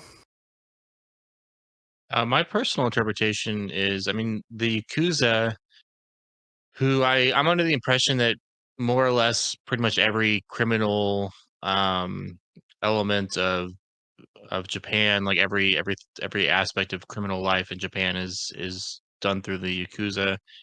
I want to say in chapter 8, the Yakuza are shown to be are stated to be colluding with and in communication with like the U.S. government. So I do think that it's possible that Brock Vaughn had like a Yakuza contact who tipped him off. That which also kind of brings to mind, I recently read Samuel R. Delaney's book of short stories, Drift Glass, and he has an award-winning novelette in that book called Time Considered as a Helix of Semi-Precious Stones, which I actually didn't really enjoy that much as a short story. What a But title. that short story, yeah, it is Delaney's amazing at titles. His titles are often better than the actual stories. But that story does depict a criminal who rises in the criminal underworld and kind of has a nemesis on the police side. And the ending of that short story depicts them having a conversation where they talk about how they're going to be around each other a lot more because they both risen so high in their respective fields that they're going to be at a lot of the same parties and they're going to know a lot of the same people and stuff. Which does seem to kind of be more than kind of. It does, Pynchon with the capital T, they, is pretty interested in high level collusion, high level, um, collaborations that, to the the everyman may seem impossible or not realistic, but I do think that that's an aspect of this, is that Brock has risen so high in the federal government, partially because of World War II and our um, occupation of Japan, has a lot of contacts in the criminal underworld of Japan, and I do think that's my personal interpretation, is that somebody from the Yakuza who Brock knows and is possible the person from the Yakuza is possibly an informant or some type of go-between or double, triple, quadruple agent or something, tips Brock off. Because otherwise it just, like, there's no way, there's not really, with that not being, if that were not true, and I do think it's there in the subtext, but if that were not true, I don't see any other possible way that Brock would have known what was coming. Um, on I a see what different you're. note, I do really like that Takeshi is depicted as being similar looking to Brock Von's. Yeah, Yeah. I just kind of, I don't know if it's like a vibe thing. I don't know if they literally look similar, if they just kind of carry themselves similarly. I like that little detail. I see where you're coming from with your assessment of how Brock would have known. I think someone in his position could rise high enough in the rankings to where they have almost a sense of omniscience, just given the resources that are available to them and the connections that they would have, that they would, kind of be able to almost know whatever's going on at any given time in any given place. So I absolutely think that's probably what it is here. Yeah, that's a really good call out, Luke. So I beg to differ with all of you. Oh. I don't think this rises to the level of a crazy conspiracy corner that is neither a corner conspiratorial or crazy. I think it's just a... It's a corner. You'll see. It's just a corner. It's just a corner.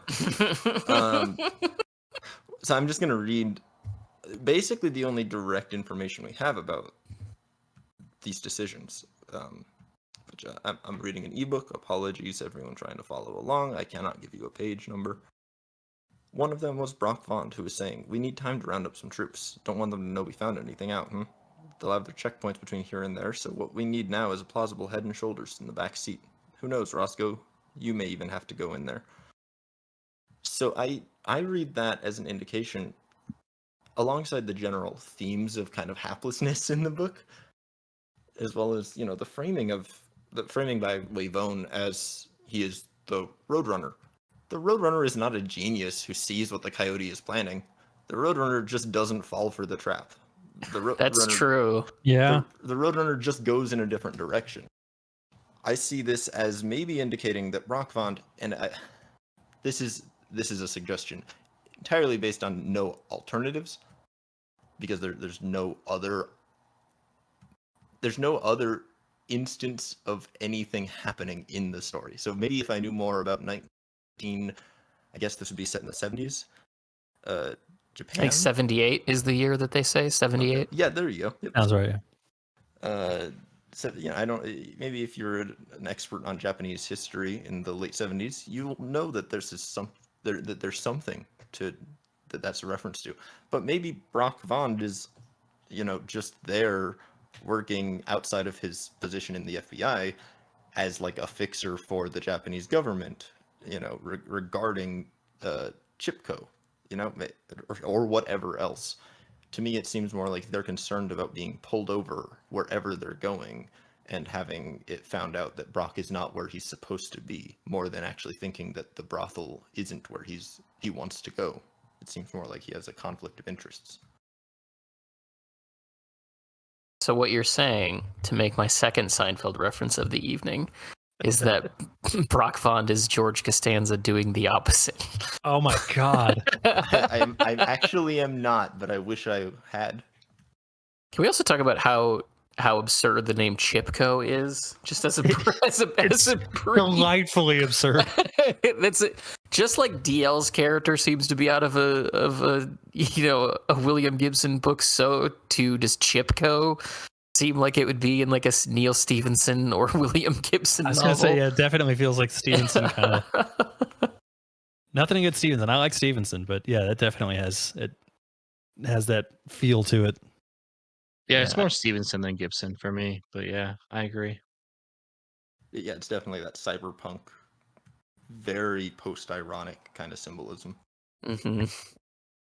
So, do we have anything else we want to add to the first half of chapter 9? That kind of brings us to the end because they have their little ill-fated menage a trois, and then DL runs away, and Ralph Wavone makes the comparison to Brock Von being the Roadrunner.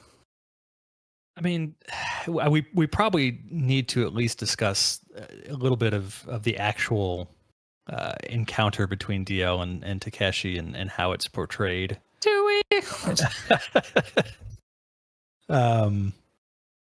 Was it Luke or Will that, or at the beginning, had mentioned the sort of I forget the word that was used. Somebody brought it up earlier and had a good word for the tryst that they. And now my brain is just completely blanked out on me. I don't know. Anyways, it reminded me a lot of Lot 49 with Oedipa and God, my brain is shutting down way earlier than usual tonight. Metzger, thank you. Yeah. It just, yeah, I don't know. Reading it was a lot of things. Mm-hmm. Yeah, I mean, I will say that, like, there is one line in it that I, from an artistic perspective, appreciated, where when he looks at DL's face after it's over and notices that the contacts have been removed, like Pynchon describes the color changes almost as if something had drained out of her eyes. Like, there's still some impressive writing and for sure, in all of the sordidness of the affair, but yeah, it's a brief scene that makes me want to take a shower afterwards. Thank you. It's uncomfortable. Yeah. I think that's the best way I can phrase it. Uncomfy. Yeah, I can pull us a little bit away from the unpleasantness by talking about very much on the nose symbolism of having the fact that DL was, as Prairie puts it, someone else's contacts, or as she later says, someone else's, or as she had come to believe that the lens had been taken from the eyes of a dead person. She's literally trying to look through someone else's perspective, and she can't recognize Takeshi for who he is. There's Don't also know what that means, but there's also the excellent joke of soft off. Instead of hard on. That definitely clever. sticks in the mind. Yeah. Yeah, there's a lot of prose to love, but there's not a lot of like actual events that happens here that is not I mean, I don't think we can really we can talk about it obviously, but I don't think we're gonna expose anything. I think if you read it, you get what's going on. It's just heavy, and we don't really want to go there. It is a bit on the nose that it's the hour of the cock, though. In more ways than one. Another real corny joke from this chapter. It turns out that Takeshi, a bit character, only does bits. There's symmetry between style and substance. So that brings us into funny parts. Anything that wasn't discussed already? I already brought it up, but I do love the fact in the opening of the chapter that DL is being served food that was taken from it's 4 rubber scampi that were from a joke store. It's played pretty straight, not really emphasized. But Ralph does say, "How can you eat that?" I find that, I mean, I don't. If I wrote that, I would be cackling to myself constantly and be like, "Yo, do you remember that part of the book where I wrote that?" Like, I think it's really funny that like a waiter or a chef like ran out of whatever. I think it's shrimp or whatever, and went to a joke store and served some plastic facsimile of the food. And I actually find that, put sauce on it too. Yeah, like not just a little bit either. It's described as Yeah. like a heaping amount of sauce to cover Yeah. the fact that it's obviously not real. For me, it's a little thing, but it's there's a certain tragic comedy in the minor key disco music that's mentioned on page 147. Disco music coming out of the club doors was all in minor keys tonight. The beat slower, undanceable. Just musically knowing the shift from major to minor and the impact that it has on a lot of forms of music, especially disco, is fucking hilarious. Yeah. Yeah, that would be one of mine that you stole, Cody. I'd say another funny part is the concept that Chipko has helicopters that have a bartending staff on them. But that they only serve beer. So why you would need like a mixologist on board? It's just one of those unnecessary corporate things where it's just like, yeah, we could do that. Why not? Who cares? Yeah. Just because we can doesn't mean we should, but we're gonna. They drink one beer, and then when they go to go get another one, the bar's already closed because the helicopter's gonna land. Just literally corporate spending gone amok. Any other funny parts from anybody? I think one of you mentioned it, but I'm having trouble picking anything that is purely comedic in this chapter, or this half of the chapter. I'm gonna just point back to the clearly reptilian the professor had summed up, or possibly the work of a disgruntled environmentalist. Just very funny. it's actually something that I know I probably bring up Michael S. Judge too much, but he gets into. I can't remember if it's in a recent episode or not. I've been re-listening to all of his stuff on Gravity's Rainbow just because I have so much time at work to kill. But he gets into Pynchon's possible ties to the environmental movement and especially the like the more perhaps violent may not be the right word. The more I guess maybe violent. I mean, in terms of from a federal perspective, aspects of the environmental movement in terms of like blowing up bridges or factories or stuff like that. Which I don't know. He himself isn't sure that there's an actual connection there. He's just heard rumors about it. Um, but yeah, and I mean there is an environmental streak to Pynchon. I think I went over that a little bit in Crying About 49. Um, but that definitely does seem to be an aspect of his writing and who he is as a person. Oh, for sure. Yeah. Mm-hmm. All right, so what about quotes? Cody traditionally goes first, but I'm going to make Will go first because we've been stealing a lot of stuff from him lately. Yeah, the last couple episodes, I feel like someone's stolen something from Will. So my favorite quote I'm gonna go with again, can't give you any pages, sorry, but it's when it is after the auction. It is Wavon speaking to DL.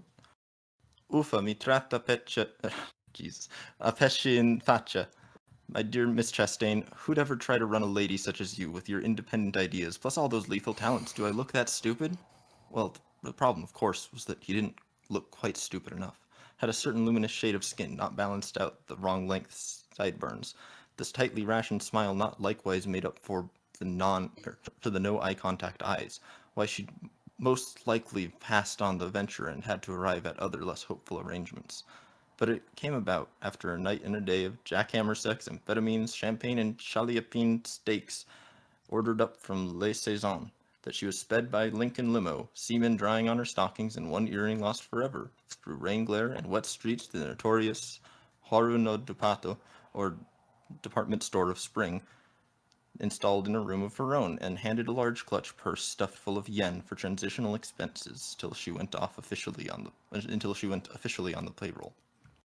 And it's a pretty awful scene, but I think that it does give you exactly kind of like who Ralph Wavone is. Mm-hmm. Yeah. Yeah, he seems like a caricature up until that moment, I would say. Yeah. Luke, what would be your quote?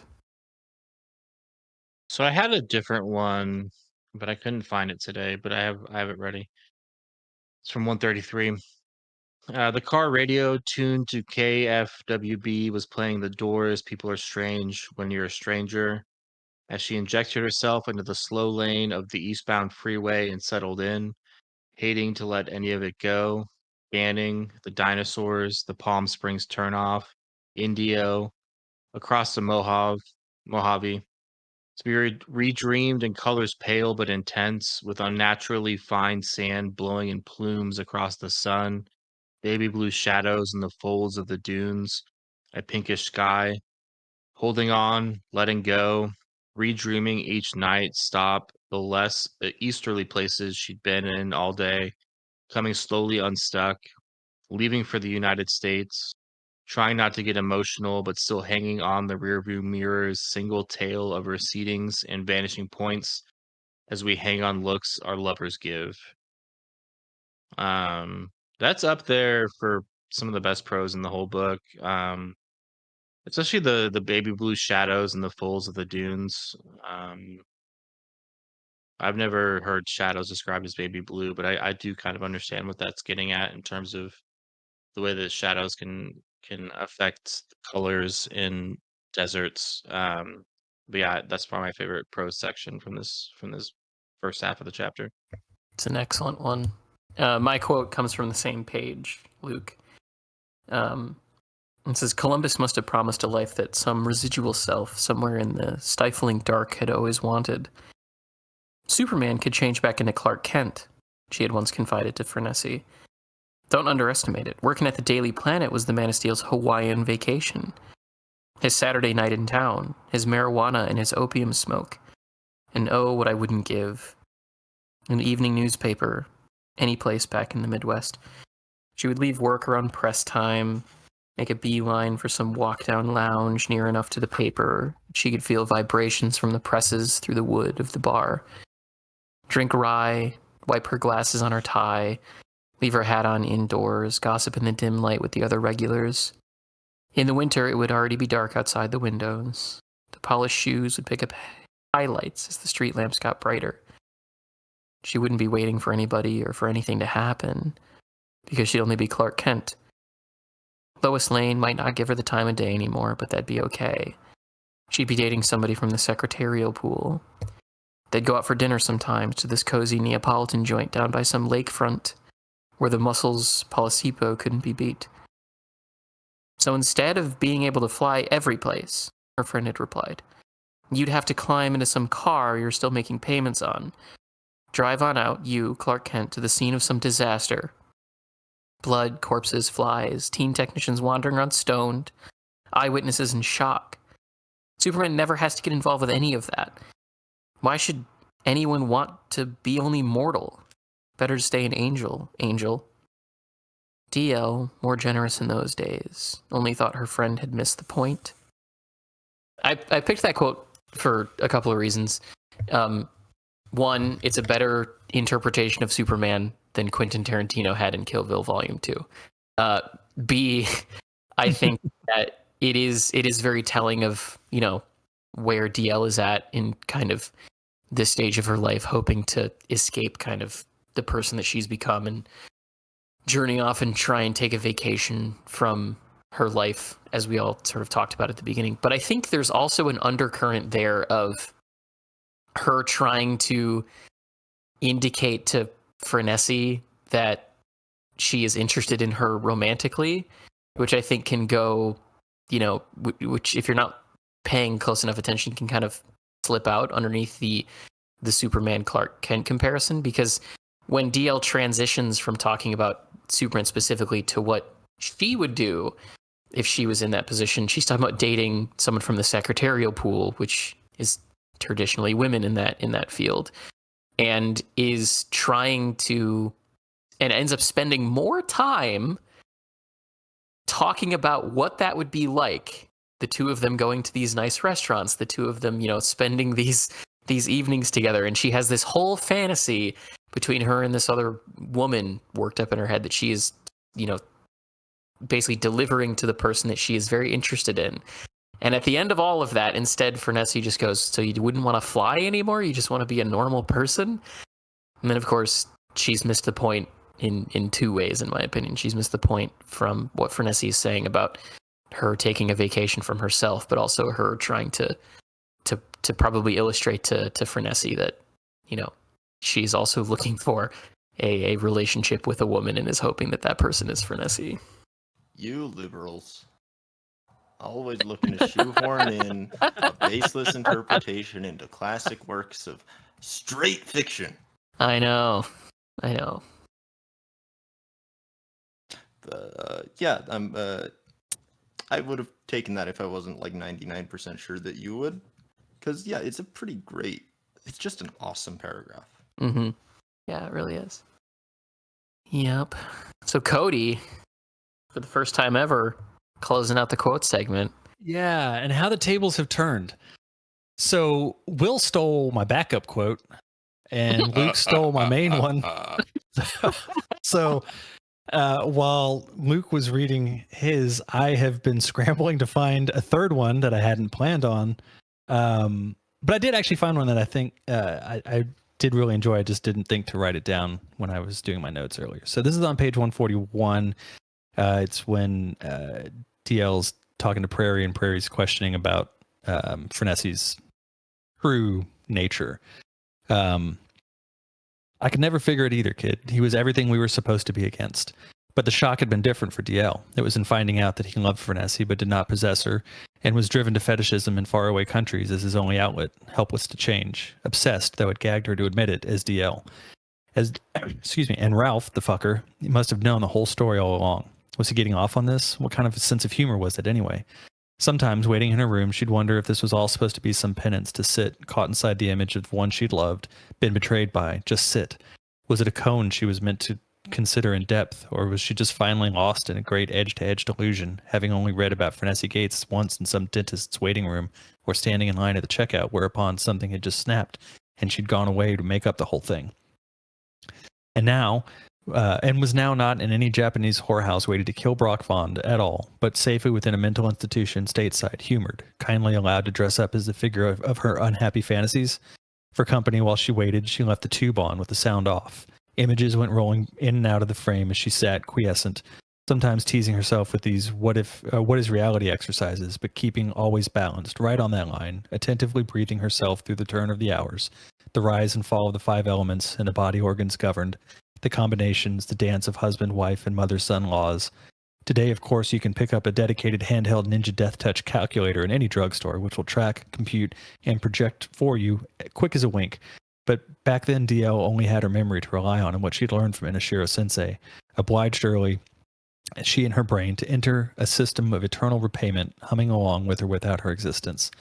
Sensei called it the art of the dark meridians, warning her repeatedly about the timing.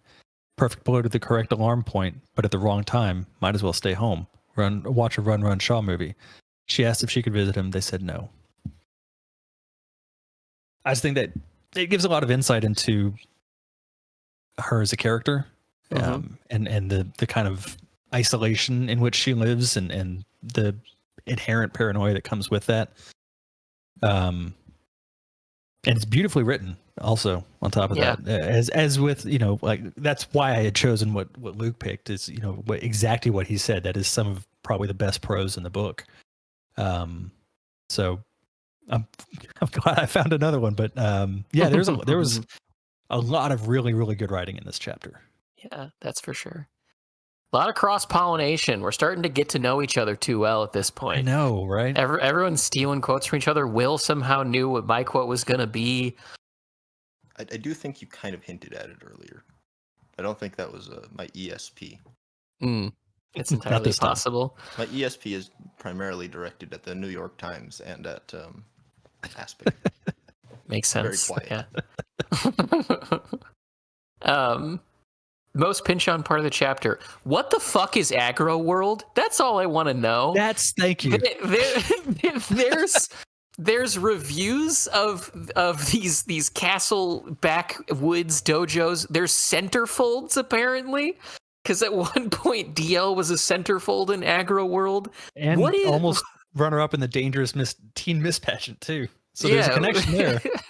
Like, Whatever the hell it is. speaking about like the world building, I forgot who had brought that up earlier, but speaking to the world building element, like he's building the world of martial arts here. And man, do I just want to know what Aggro World is. What is in the average issue of Aggro World? I took It's got to be Aggro interesting. World as like essentially a place for Pynchon to direct his clear hatred of Soldier of Fortune. Oh yeah, opening for himself up sure. to that incredibly litigious organization, which thankfully is Holy now shit. gone, so we don't have to say allegedly. For anyone who doesn't know, again, youths, Soldier of Fortune was a magazine that was essentially run by the dictatorship of Rhodesia to trick Americans into joining private military corporations. It was something else. Cool magazine. Yeah, yeah, and its whole aesthetic was that kind of like fetishization of hypermasculinity. And Pick like it up at the gas station next to the auto trader. yeah, And I with, mean, like, even though it naked is, women with guns and stuff. Or, well, I it don't may think they be were naked, gone, but it's. I mean, it's the concept behind it is certainly not. I mean, that carries on still. So but the war has integrated itself into our lives. yeah. Damn, I forgot all about Soldier of Fortune. Jesus. Unfortunately, I hate to break the illusion, but while it is no longer a printed thing, it is a website that Of course it is. still does like articles and all of that. Most Pynchon part of the chapter, Luke. My pick is probably the whole fiasco with the eye contacts. Just because, I mean, as a plot device, it's just so odd. And it's so bizarre that and absurd, that whole thing.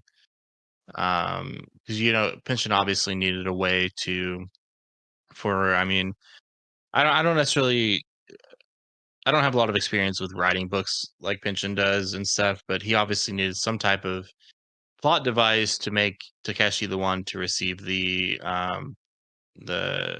vibrating Death. death, Yeah. vibrating death vibrating palm of death or whatever. And the plot device of the eye contacts just strikes me as something that only Pynchon would include. Other authors would probably go to great lengths to like describe the lighting or like have Takeshi do an impression of a white person or something. I'm struggling with the Yeah. other ways that could No, they would happen, have but jumped through hoops for sure. yeah, and it's just pretty like it's just kind of it's just done in a really Pynchon-esque way. I mean, it's obviously Pynchon writing it, but that struck me as the most Pynchon part of the chapter. Yeah, not an obvious pick, but I think a really solid one. Will. So Oh. you got Turnabout, Cody. That was going to be my most Pynchon part. And then Luke, you just took my my backup. Aha. My revenge. Well, I can give you some time, Cody. What's your most Pynchon part of the chapter? I didn't. When I was thinking about this, more of it was in the second half. But if I had to pick something from this half, honestly, probably the kaiju Godzilla occurrence. I think that's very much in line with his sense of humor and blending of genre elements. Mm-hmm. I think it's probably the obvious pick, but it's a fitting one, I think. No, I agree. Was that enough time, Will, or do we want to talk about the existence of the Ninja Death Touch calculator before we circle back to you? Yeah, I did want to So that was get around going to to that. be mine.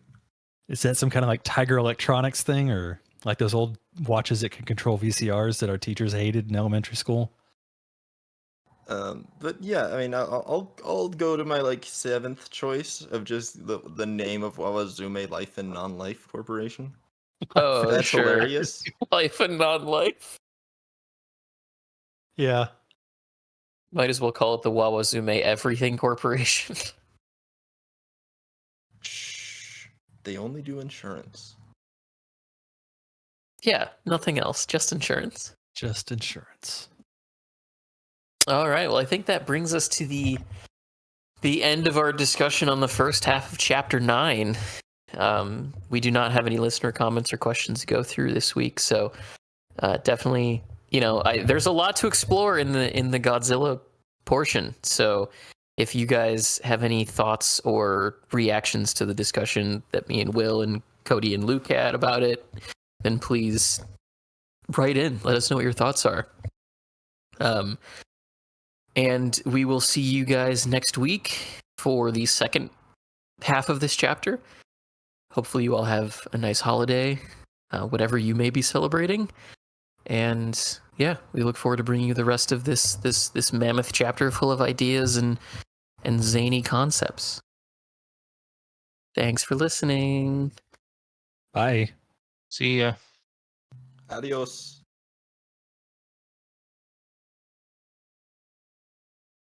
Okay, so casting the Vineland movie, we need to nail down a John Wayne type. Scott Eastwood. We could. I still think the best John Wayne impression is David Cross's from Arrested Development. Well, I feel like if David Cross walks on screen as Brock Vaughn, everyone's gonna fucking just start laughing. Yeah, he can't do that. I could see Scott Eastwood doing it, or if Alden Ehrenreich was not a baby-faced 25-year-old, I could see him doing it from a vocal perspective, but he's not old enough. See, that's the thing, is I can't think of anybody who has both the look and voice to fit that characterization. Patrick Wilson, maybe. Oh, that's not bad. That's getting somewhere.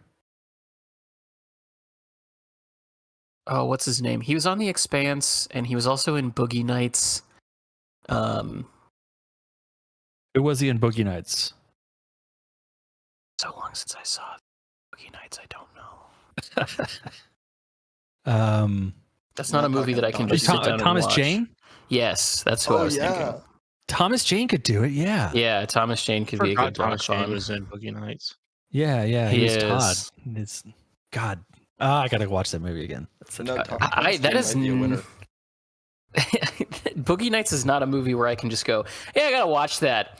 It's not. No, it's not a movie where I can just sit down and watch Boogie Nights. I certainly can't anymore. I've got children here, so I have to parse out the time that I can't even watch a movie. I think the bigger question, if we even back out further, is whether PTA is the right director for it. Because honestly, like the last Reddit thing that came up on it, where they were quote unquote confirming it, I still don't until I actually see something from the studio or from PTA. I'm not considering it. But that being said, would he be the right director for it?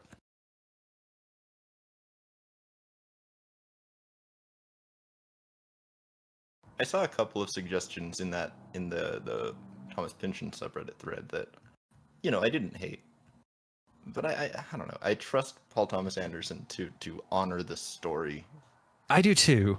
Someone mentioned Soderbergh, I think, and that that's Soderbergh would be good. Bad.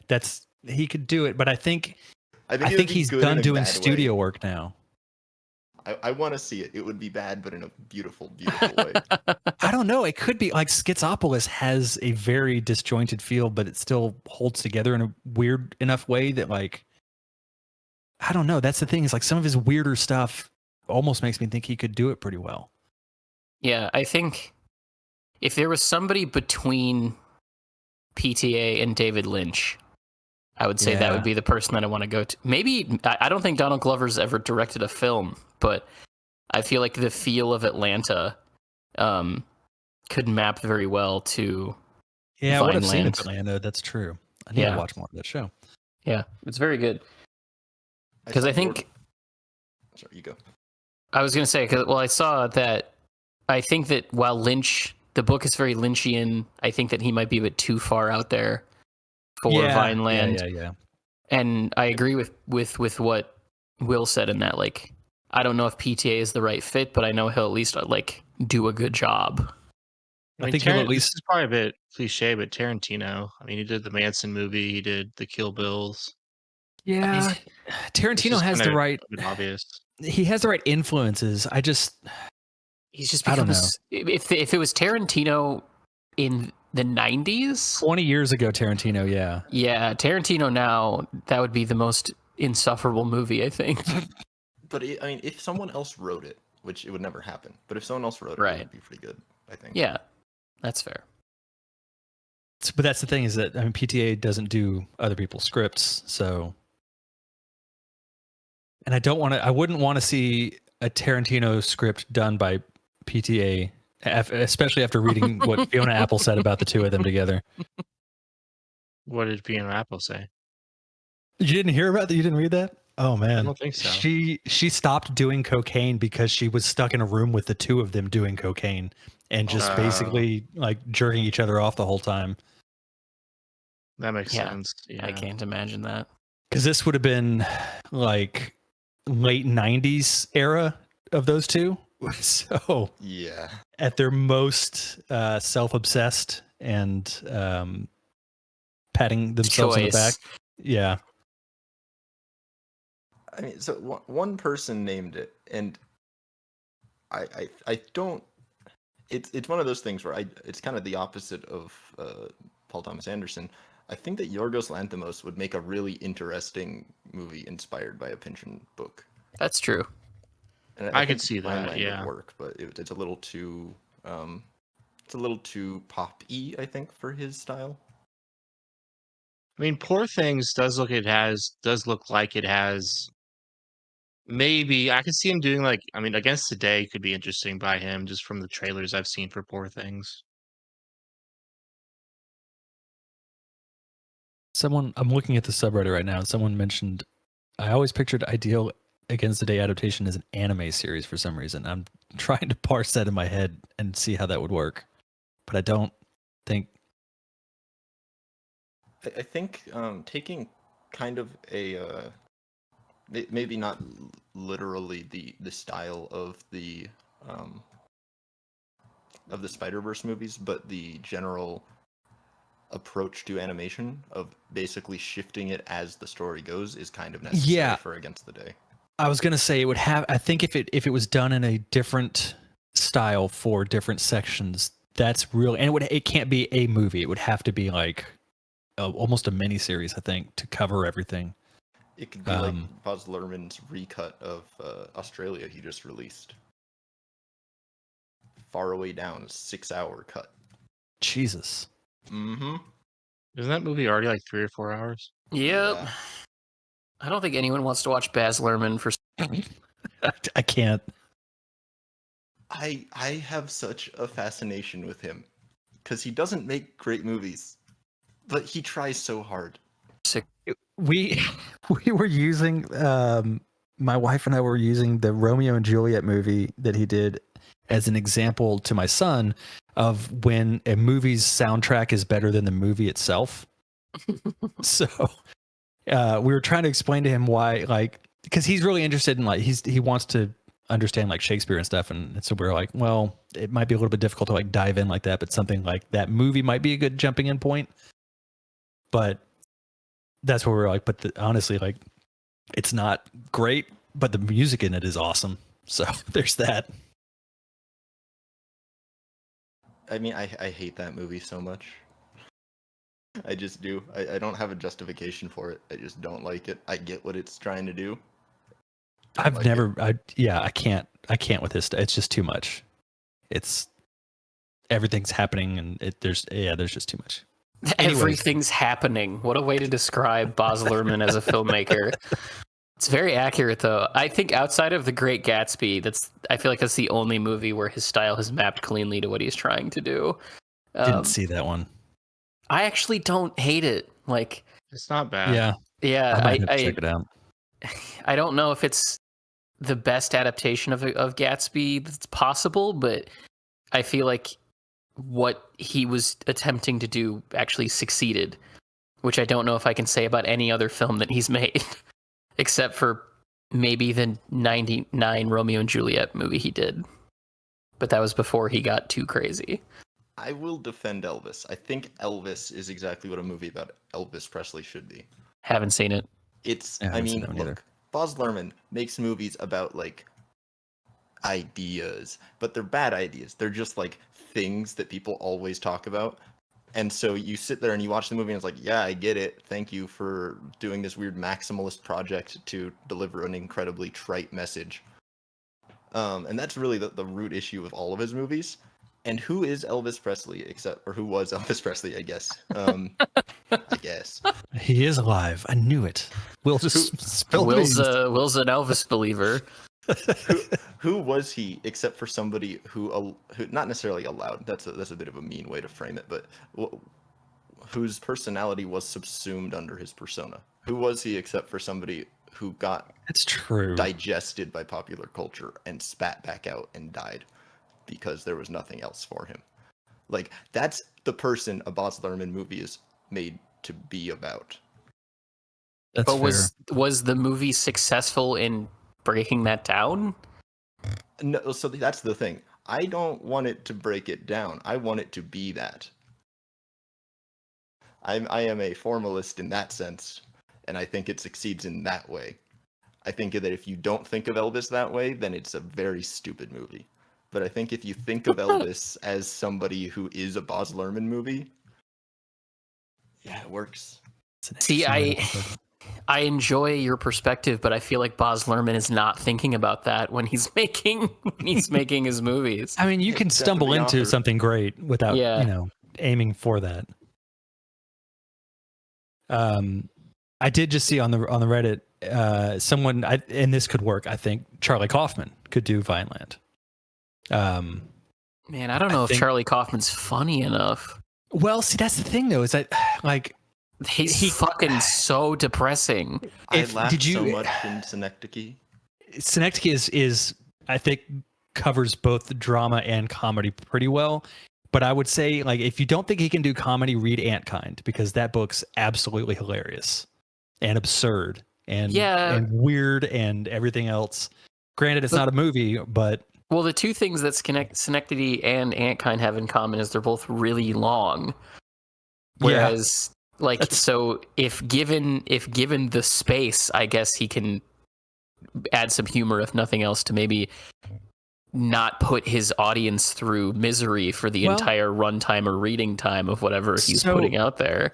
I'm thinking now about just in thinking about the way that the story shifts from past to present so seamlessly. If Kaufman wrote it and Michel Gondry directed it, you get those two back together. I don't know. Yeah, that could potentially work. I could see Jordan Peele doing Vineland too. There's always Terry Gilliam, which I think we've talked Gilliam, about. yeah. Gilliam could do it. I would be very curious what like a what's her name? Greta Gerwig. I was just thinking that. Would do with that source material. I feel like she could hit the intersection of like very earnest familial drama with humor pretty well. Yeah. And there's always Michael Bay, you know. There is, when in doubt, there is always Michael Bay. Written by Greta Gerwig, directed by Michael Bay. Oh, but we could get Snyder and get a Snyder cut down the road. Mm-hmm. He's great with female characters. Yeah, that's Make for a sure. Whole, the old Snyderverse, but it's all Pynchon's books. Yeah, there we go. Yeah, Yeah. problem solved. We did it. I hate that so much. You'd have to go find wherever Michael Bay went to go cry after he tried to do a presentation on Sony televisions. I was about to say, has he even done anything lately? Oh, he sure has. 2 years ago, he 85. released a movie called Ambulance, Baby, which I only know Oh, that's right. With Jake Gyllenhaal. because the trailers were advertising that it was the highest rated Michael Bay movie since Transformers 1. What a low bar. That was literally in the fucking previews for that movie that it was the highest rated on Rotten Tomatoes since that. And I was like, if that is what you're going to sell your film, retire. Like you clearly are beyond where you should have existed. It has a 68% on Rotten Tomatoes. God. which is a D. Like if we convert that to a letter grade. That's the critics review. The audience rating is 5.8. Oh my Yeah. god. Yup. Is Bruckheimer still involved in all of Michael Bay's projects? I think Probably. Bruckheimer has to be in a retirement home at this point. No, he did not do Ambulance. Surprisingly. Mm. Good for Michael Bay. I feel like Bruckheimer's like a vampire. He steals people's life force to keep himself alive in Hollywood. Exactly. I could see Bruckheimer that. always looked like he should have been the villain in Die Hard. He Yeah. gets, like, there's the whole teeth thing. Like, his obsession with changing people's teeth. That says a don't- lot about a person. I don't think I know what you're talking about. He is doing the new Beverly Hills Cop that we all asked for. What the fuck? Beautiful.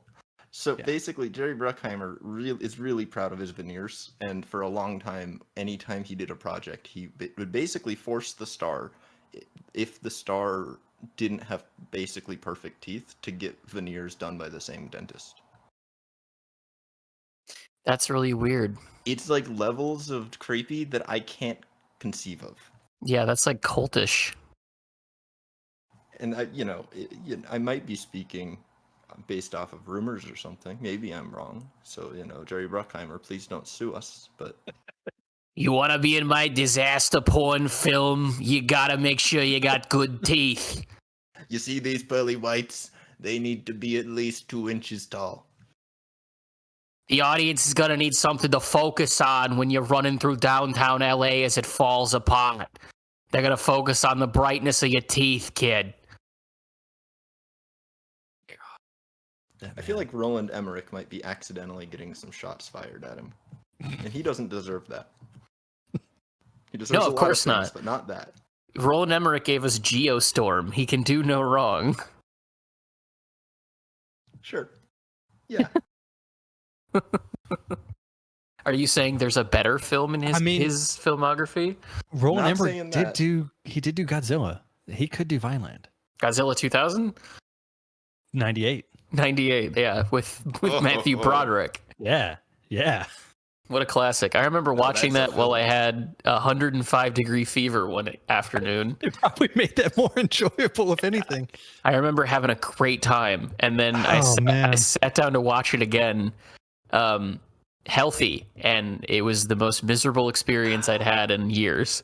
I saw it in the theater, and that was the first movie I can remember thinking I wanted to leave, but I was with my parents, so I didn't have anywhere to go. The entire time when I was watching it the second time, I just kept thinking to myself, why is Matthew Broderick in this? I To be just fair, couldn't. Why is he in anything? That's just one of those actors I can't I don't know.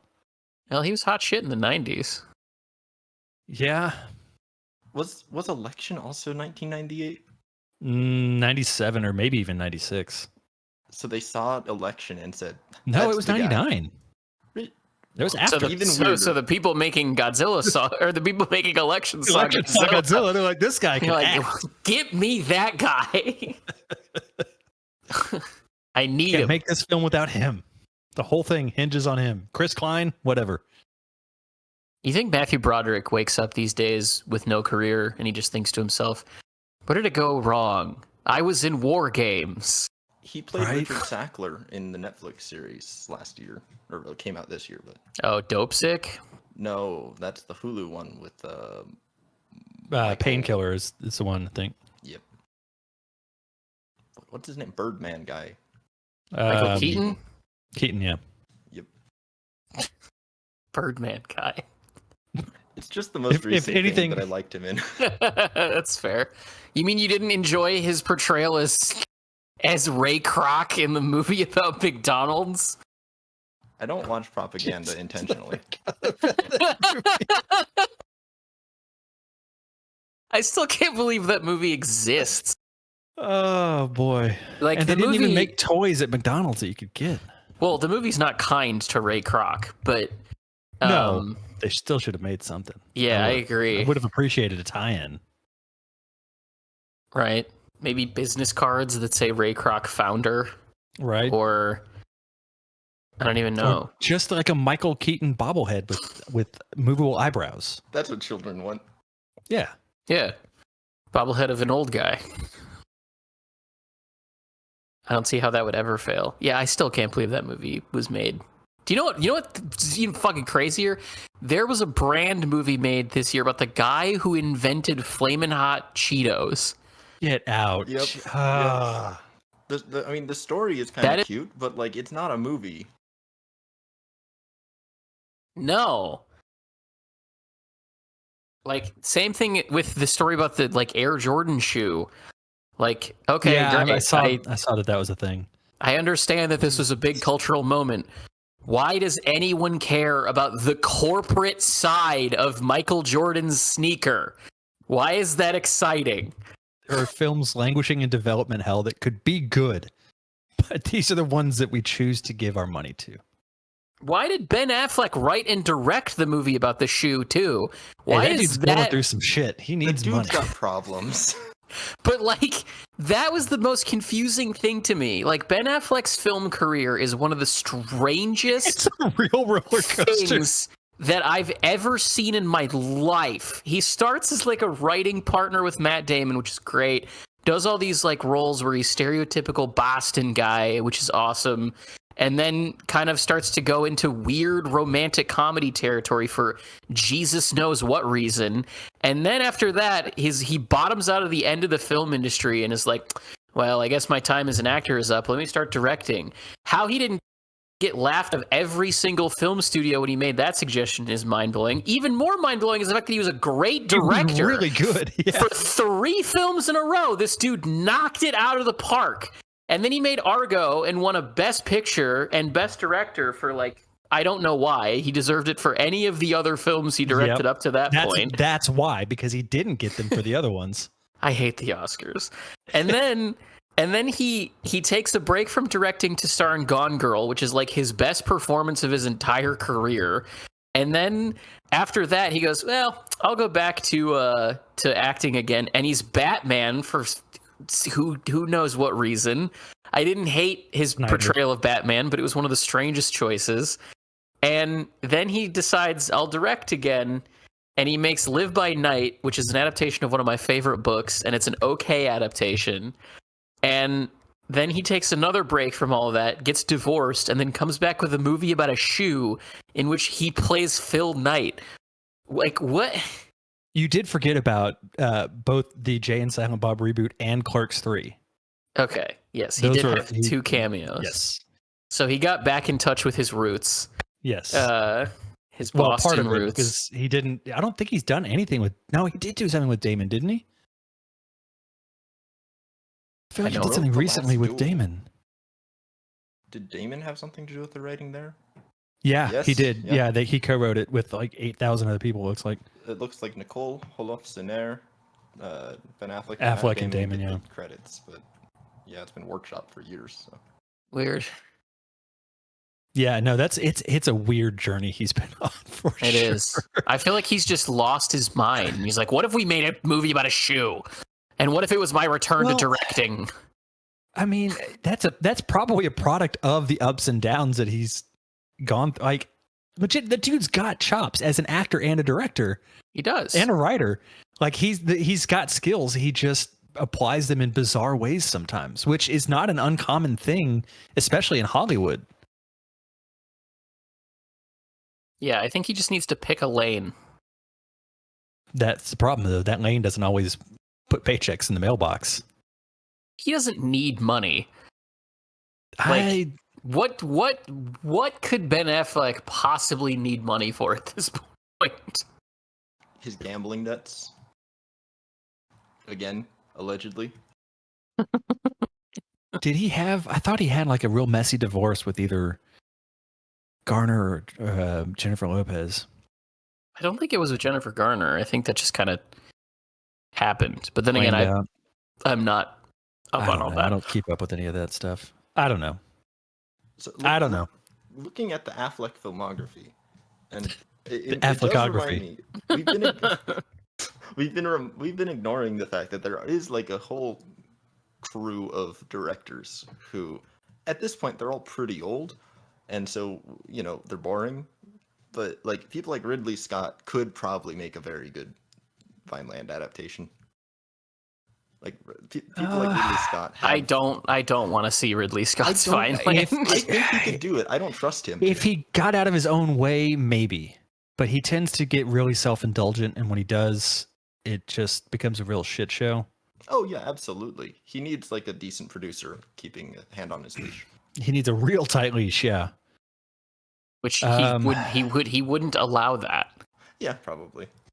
I don't know. Like, I'm thinking Fincher, but I don't think Fincher would be right for Vineland. Not for Vineland. I honestly like maybe Lot 49. Lot 49, he could do. Yeah. Honestly, Bleeding Edge might be good for him to do too. Yeah, that would work for him. I could potentially see Mason and Dixon as well. That's kind of a mindfuck to imagine. Yeah, but there's that undercurrent of like impending The darker doom parts of Mason and Dixon. yeah. Oh yeah, no, I get it. I think it's not a bad idea. I just hadn't thought about it at all. That makes I don't know. We should But probably again- talk about the book, though. Again, though, who the fuck is Leonardo DiCaprio supposed to be playing in Vineland? If he's I playing can't see him as Zoid, Zoid personally. He can't. No, He can't.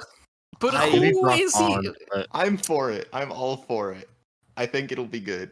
Oh, Gary Oldman could be Brock Vaughn. Gary Oldman could be anybody. That's That true. dude's a chameleon. But yeah, I Gary think Oldman could be Isaiah 2-4.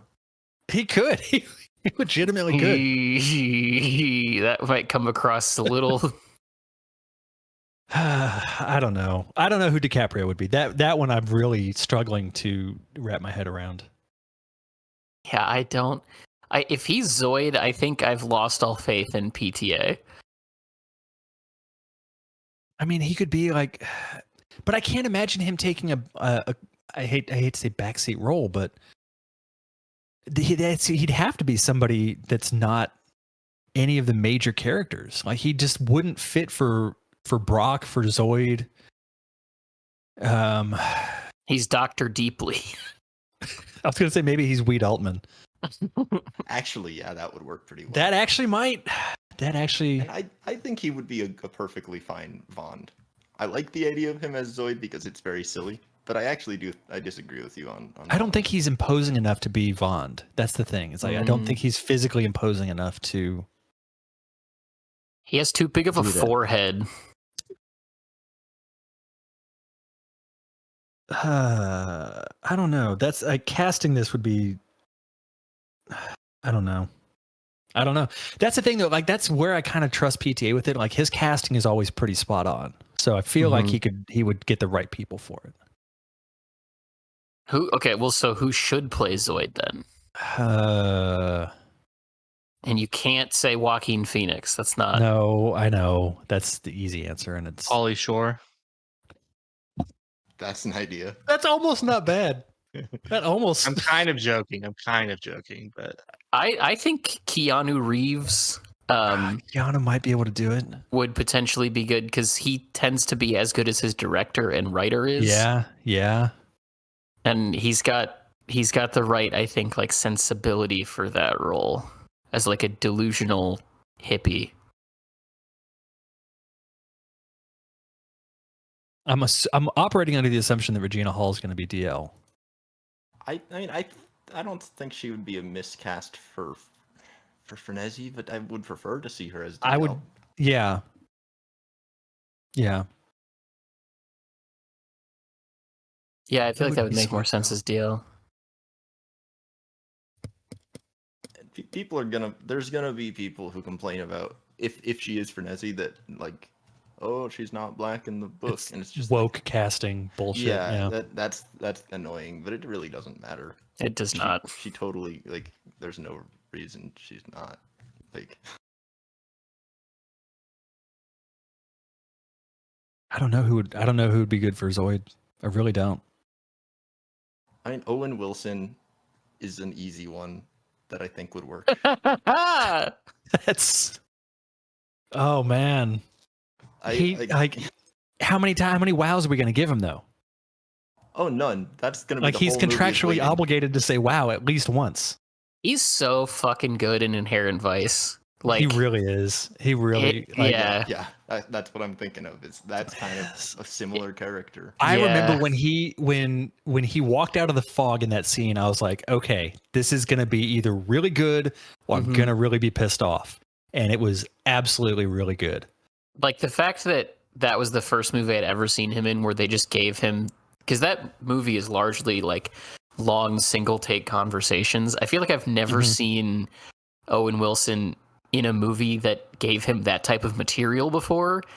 And I was like, man, this really gives him an opportunity to just like actually perform as opposed to being a caricature of something. Like that whole scene with him and Doc at the table where he's talking about like his family and his kid, and then like his political aspirations and leanings and all of that, and then just that quick switch that he does towards the end of that conversation where he stops what he's saying and then he just goes, man, I blew this solo. Just like that, it feels so naturalistic and almost like an ad lib that wouldn't be in the script, but it is obviously. Like, yeah, his performance in that movie is so amazing.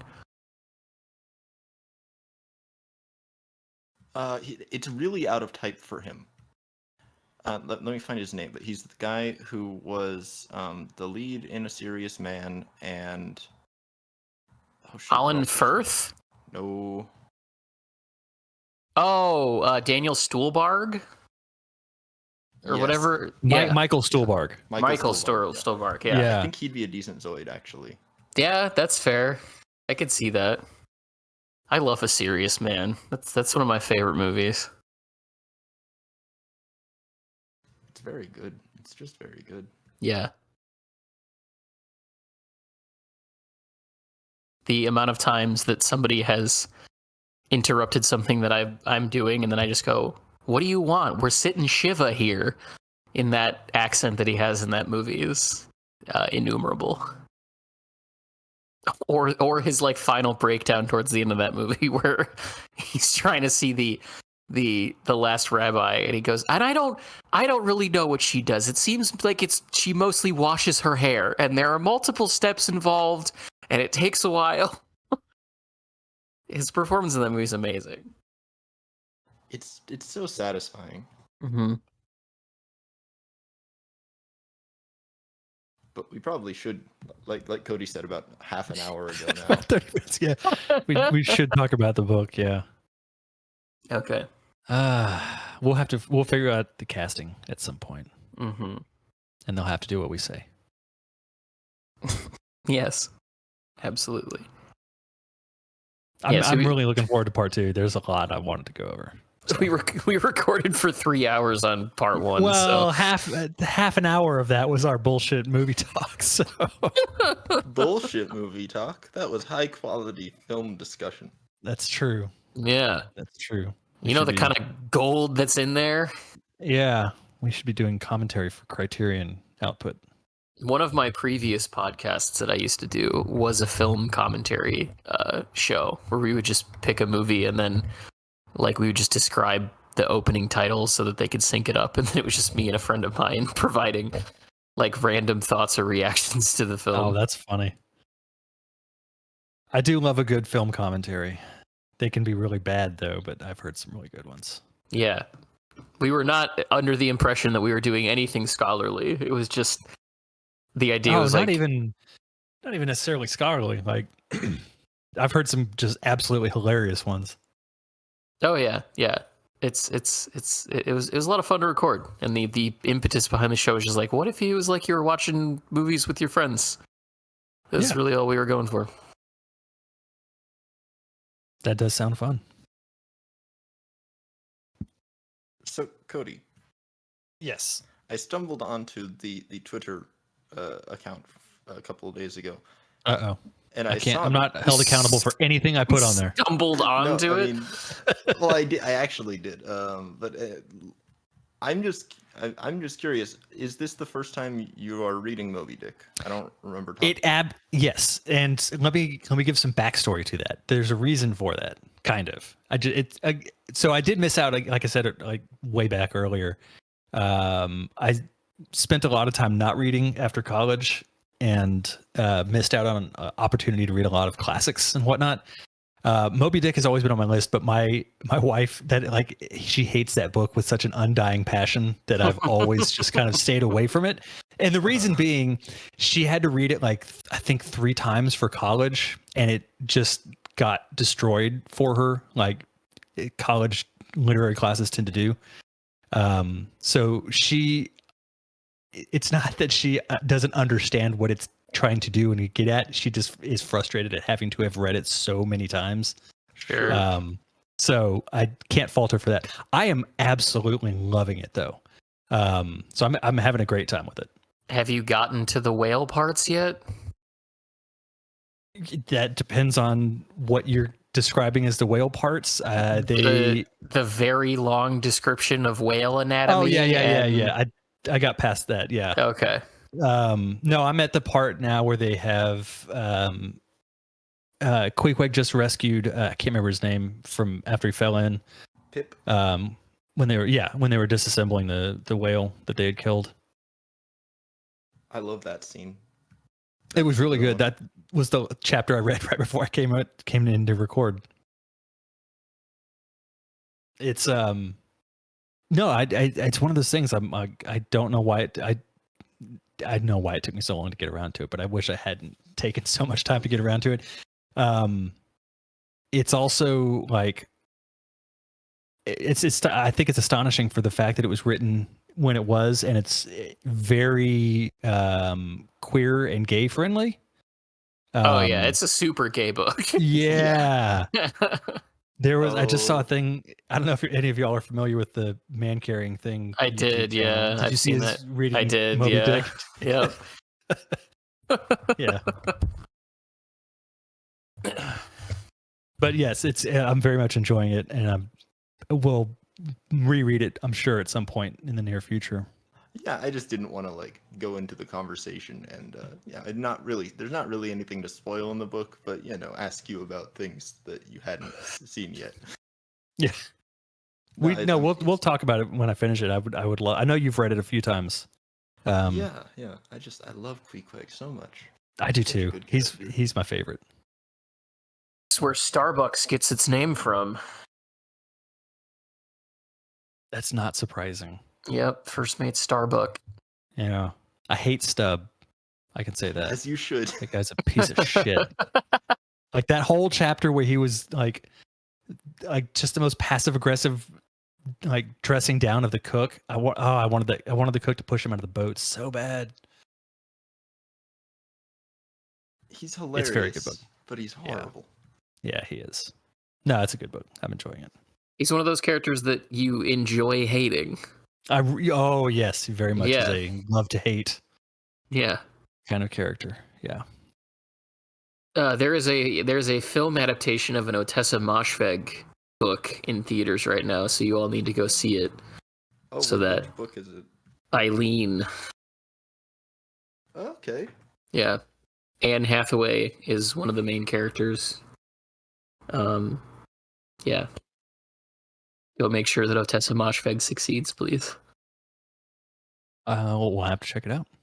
I haven't watched a movie. Well, no, I take that. We have. You've never watched a movie? Never seen a movie. Been bullshitting really hard This whole time. Yeah.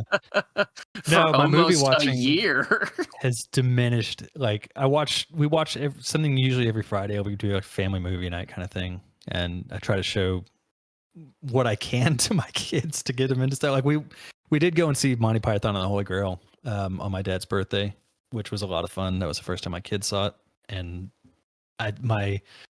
it was a quote-along version of it, and my sister and I were the only ones in the theater that I think did the entire movie, and not just the parts that they threw up on the screen. I've watched that movie so many goddamn times. I love it. So now my kids are. My son took. I had 2 empty halves of coconut from an old screening I saw at the Draft House where they did it, and he took those to school the day after and was clopping around the halls. No one knew what he was doing except a few of the teachers. But yeah, I just don't have the time to watch movies that I used to. It sucks. That is a shame.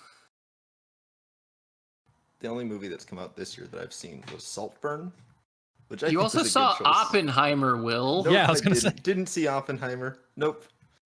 Look, It's a Nolan movie. I don't care about it, so it doesn't go into my catalog of things I've seen. Did you not see Barbie?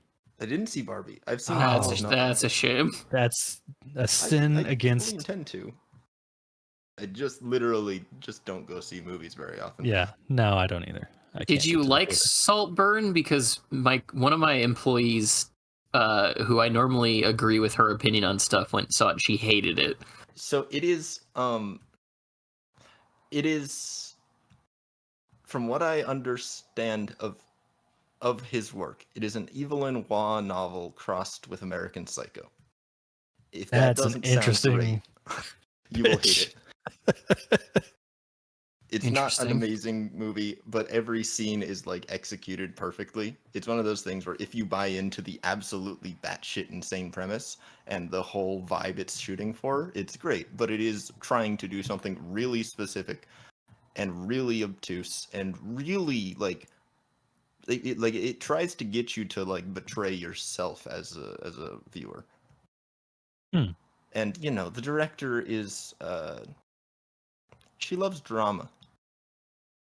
So there's a lot of that. Not as in like in the as a part of the story, but I mean as in like she likes being provocative. And there's definitely a few scenes that are just in there to piss people off. I've definitely had, I think, 7 people now send me the scene where Rosamund Pike says that she used to be a lesbian, but everything was too wet. Yep. I've had Yep. so many friends send me that quote. Rosamund Pike is fucking amazing in it. Wow. Because that character's awful. She's great in like everything that she Yeah, yeah. does. She is very good. Yes.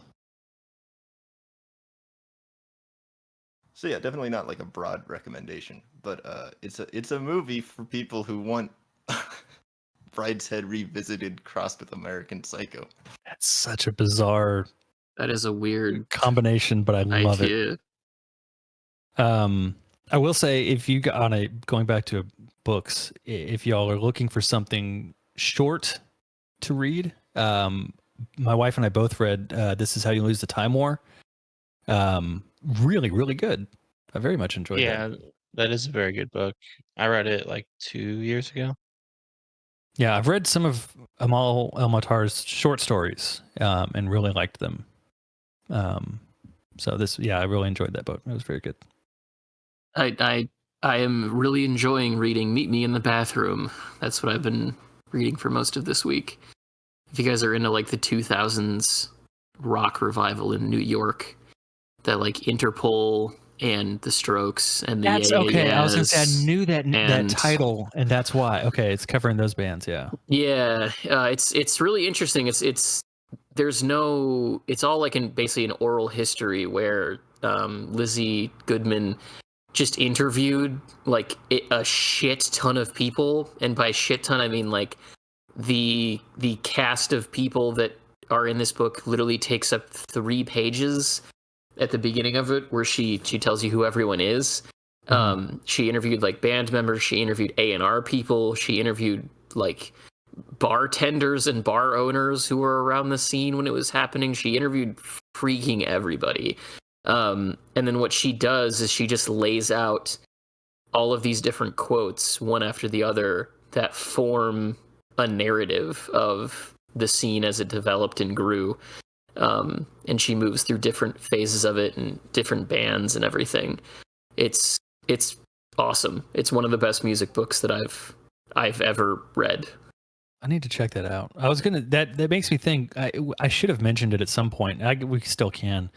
I think a good read to tie into Vineland would be "Our Band Could Save Your Life" or "Our Band Could Be Your Life," because that covers a lot of the early '80s underground punk scene, like Minutemen and fucking like Big Black and Husker Du. Mhm. Sonic Youth is in there, I think, at some point. Replacements and like a ton of those bands. And it sounds kind of similar to the Meet Me in the Bathroom. I totally forgot about that Meet Me in the Bathroom, but I've seen and heard of it, and a few of those bands I like. Early Interpol I like a lot. Early Yeahs. I still wish I had a chance to see the Yeahs and I missed them. Are you a fan of LCD Sound System at all? No, I never could get into LCD sound system. Okay, Just never was my thing. I like LCD sound system. James Murphy comes off like a total tool in everything he has said in this book so far. Every time he talks, I'm like, shut up! Like He's a pension fan. Is he? That surprised me. Yeah. I mean, he did a song for the White Noise movie adaptation too. But like, there's a portion early in Meet Me in the Bathroom where he describes the first time he ever took ecstasy, and it is just the most pretentious, like, it's just so insufferable. I don't doubt that at all. Yeah, it's like, dude, you made good music. Let's just leave it at that. It's always kind of sad when when people who make good art can't are just bad people. It isn't even not necessarily that he's bad people. No, but it's like when they articulate themselves like that. Yeah, it doesn't seem like he treats anyone poorly. He just seems like a total pretentious asshole. Yeah. Well, you don't think that the deep insight of feeling pretty good for 6 hours gives him license to declare like broad statements about humanity? Now I want to see, this book is sitting next to me. I want to see if I can find his fucking ecstasy trip. I'll be honest, there are a lot of drugs that make you feel that important and like that things are that profound. Ecstasy, I get why people feel that way. But if you say that kind of stuff after you've sobered up, I think you need to look in the mirror. Sober. I spent an evening taking care of someone who had taken ecstasy at a house party we were at, and it was taken care of. It was insufferable. Like, I had to make sure she was hydrating, and like, you know, it was one of those things where we were just kind of concerned about her general, because she had never done it before, and the person who brought it to her just kind of up and left, and so we were like, all right, somebody's got to keep an eye on her. So it was just a lot of like, okay, yeah, that's great. Okay, sure, sounds awesome. The only time I ever did it, I just had a good time not having social anxiety and paranoia for a while. When the cops showed up, I just kind of walked by. I did ecstasy for the first time whenever I was in college at South Padre Island. And actually, Little John was DJing at the club I was at. Oh, shit. Yeah! Yeah, it was pretty funny. Holy fuck. That's a guy I cannot see outside of Chappelle's show anymore. He's always just that version of Lil Jon. Okay, I did find this portion where he takes ecstasy. Tim Goldsworthy. For the first month or so, James wasn't taking part in the drugs because he was still American indie. Quote, "Don't do that. It's uncool," unquote. He was still with his ex-wife. Her family invented plastic bags. She lived in the same building where Iggy Pop lived, the Christodora building, in a stupid-sized, amazing apartment. And she's very old-school American indie. He was coming from his post-indie thing, which was a bit tiring. I don't think it was necessarily that he was a failed rock star. He'd been successful at what he was doing. It was more ... With James, where a switch flipped and then he decided he wanted to win. James Murphy. I smoked a lot of pot and then I quit. A lot of my friends were junkies and a lot of people died, so I wasn't like super, give me some drugs, man. But I was really uptight and had been for some time. Tim Goldsworthy. So yeah, we weren't pushing the drugs on him too much, but he came out a few times, and in a very James way, every 5 minutes would be like, and how are you feeling now? Is it really good? Ah, that sounds amazing. And how are you feeling now? James Murphy.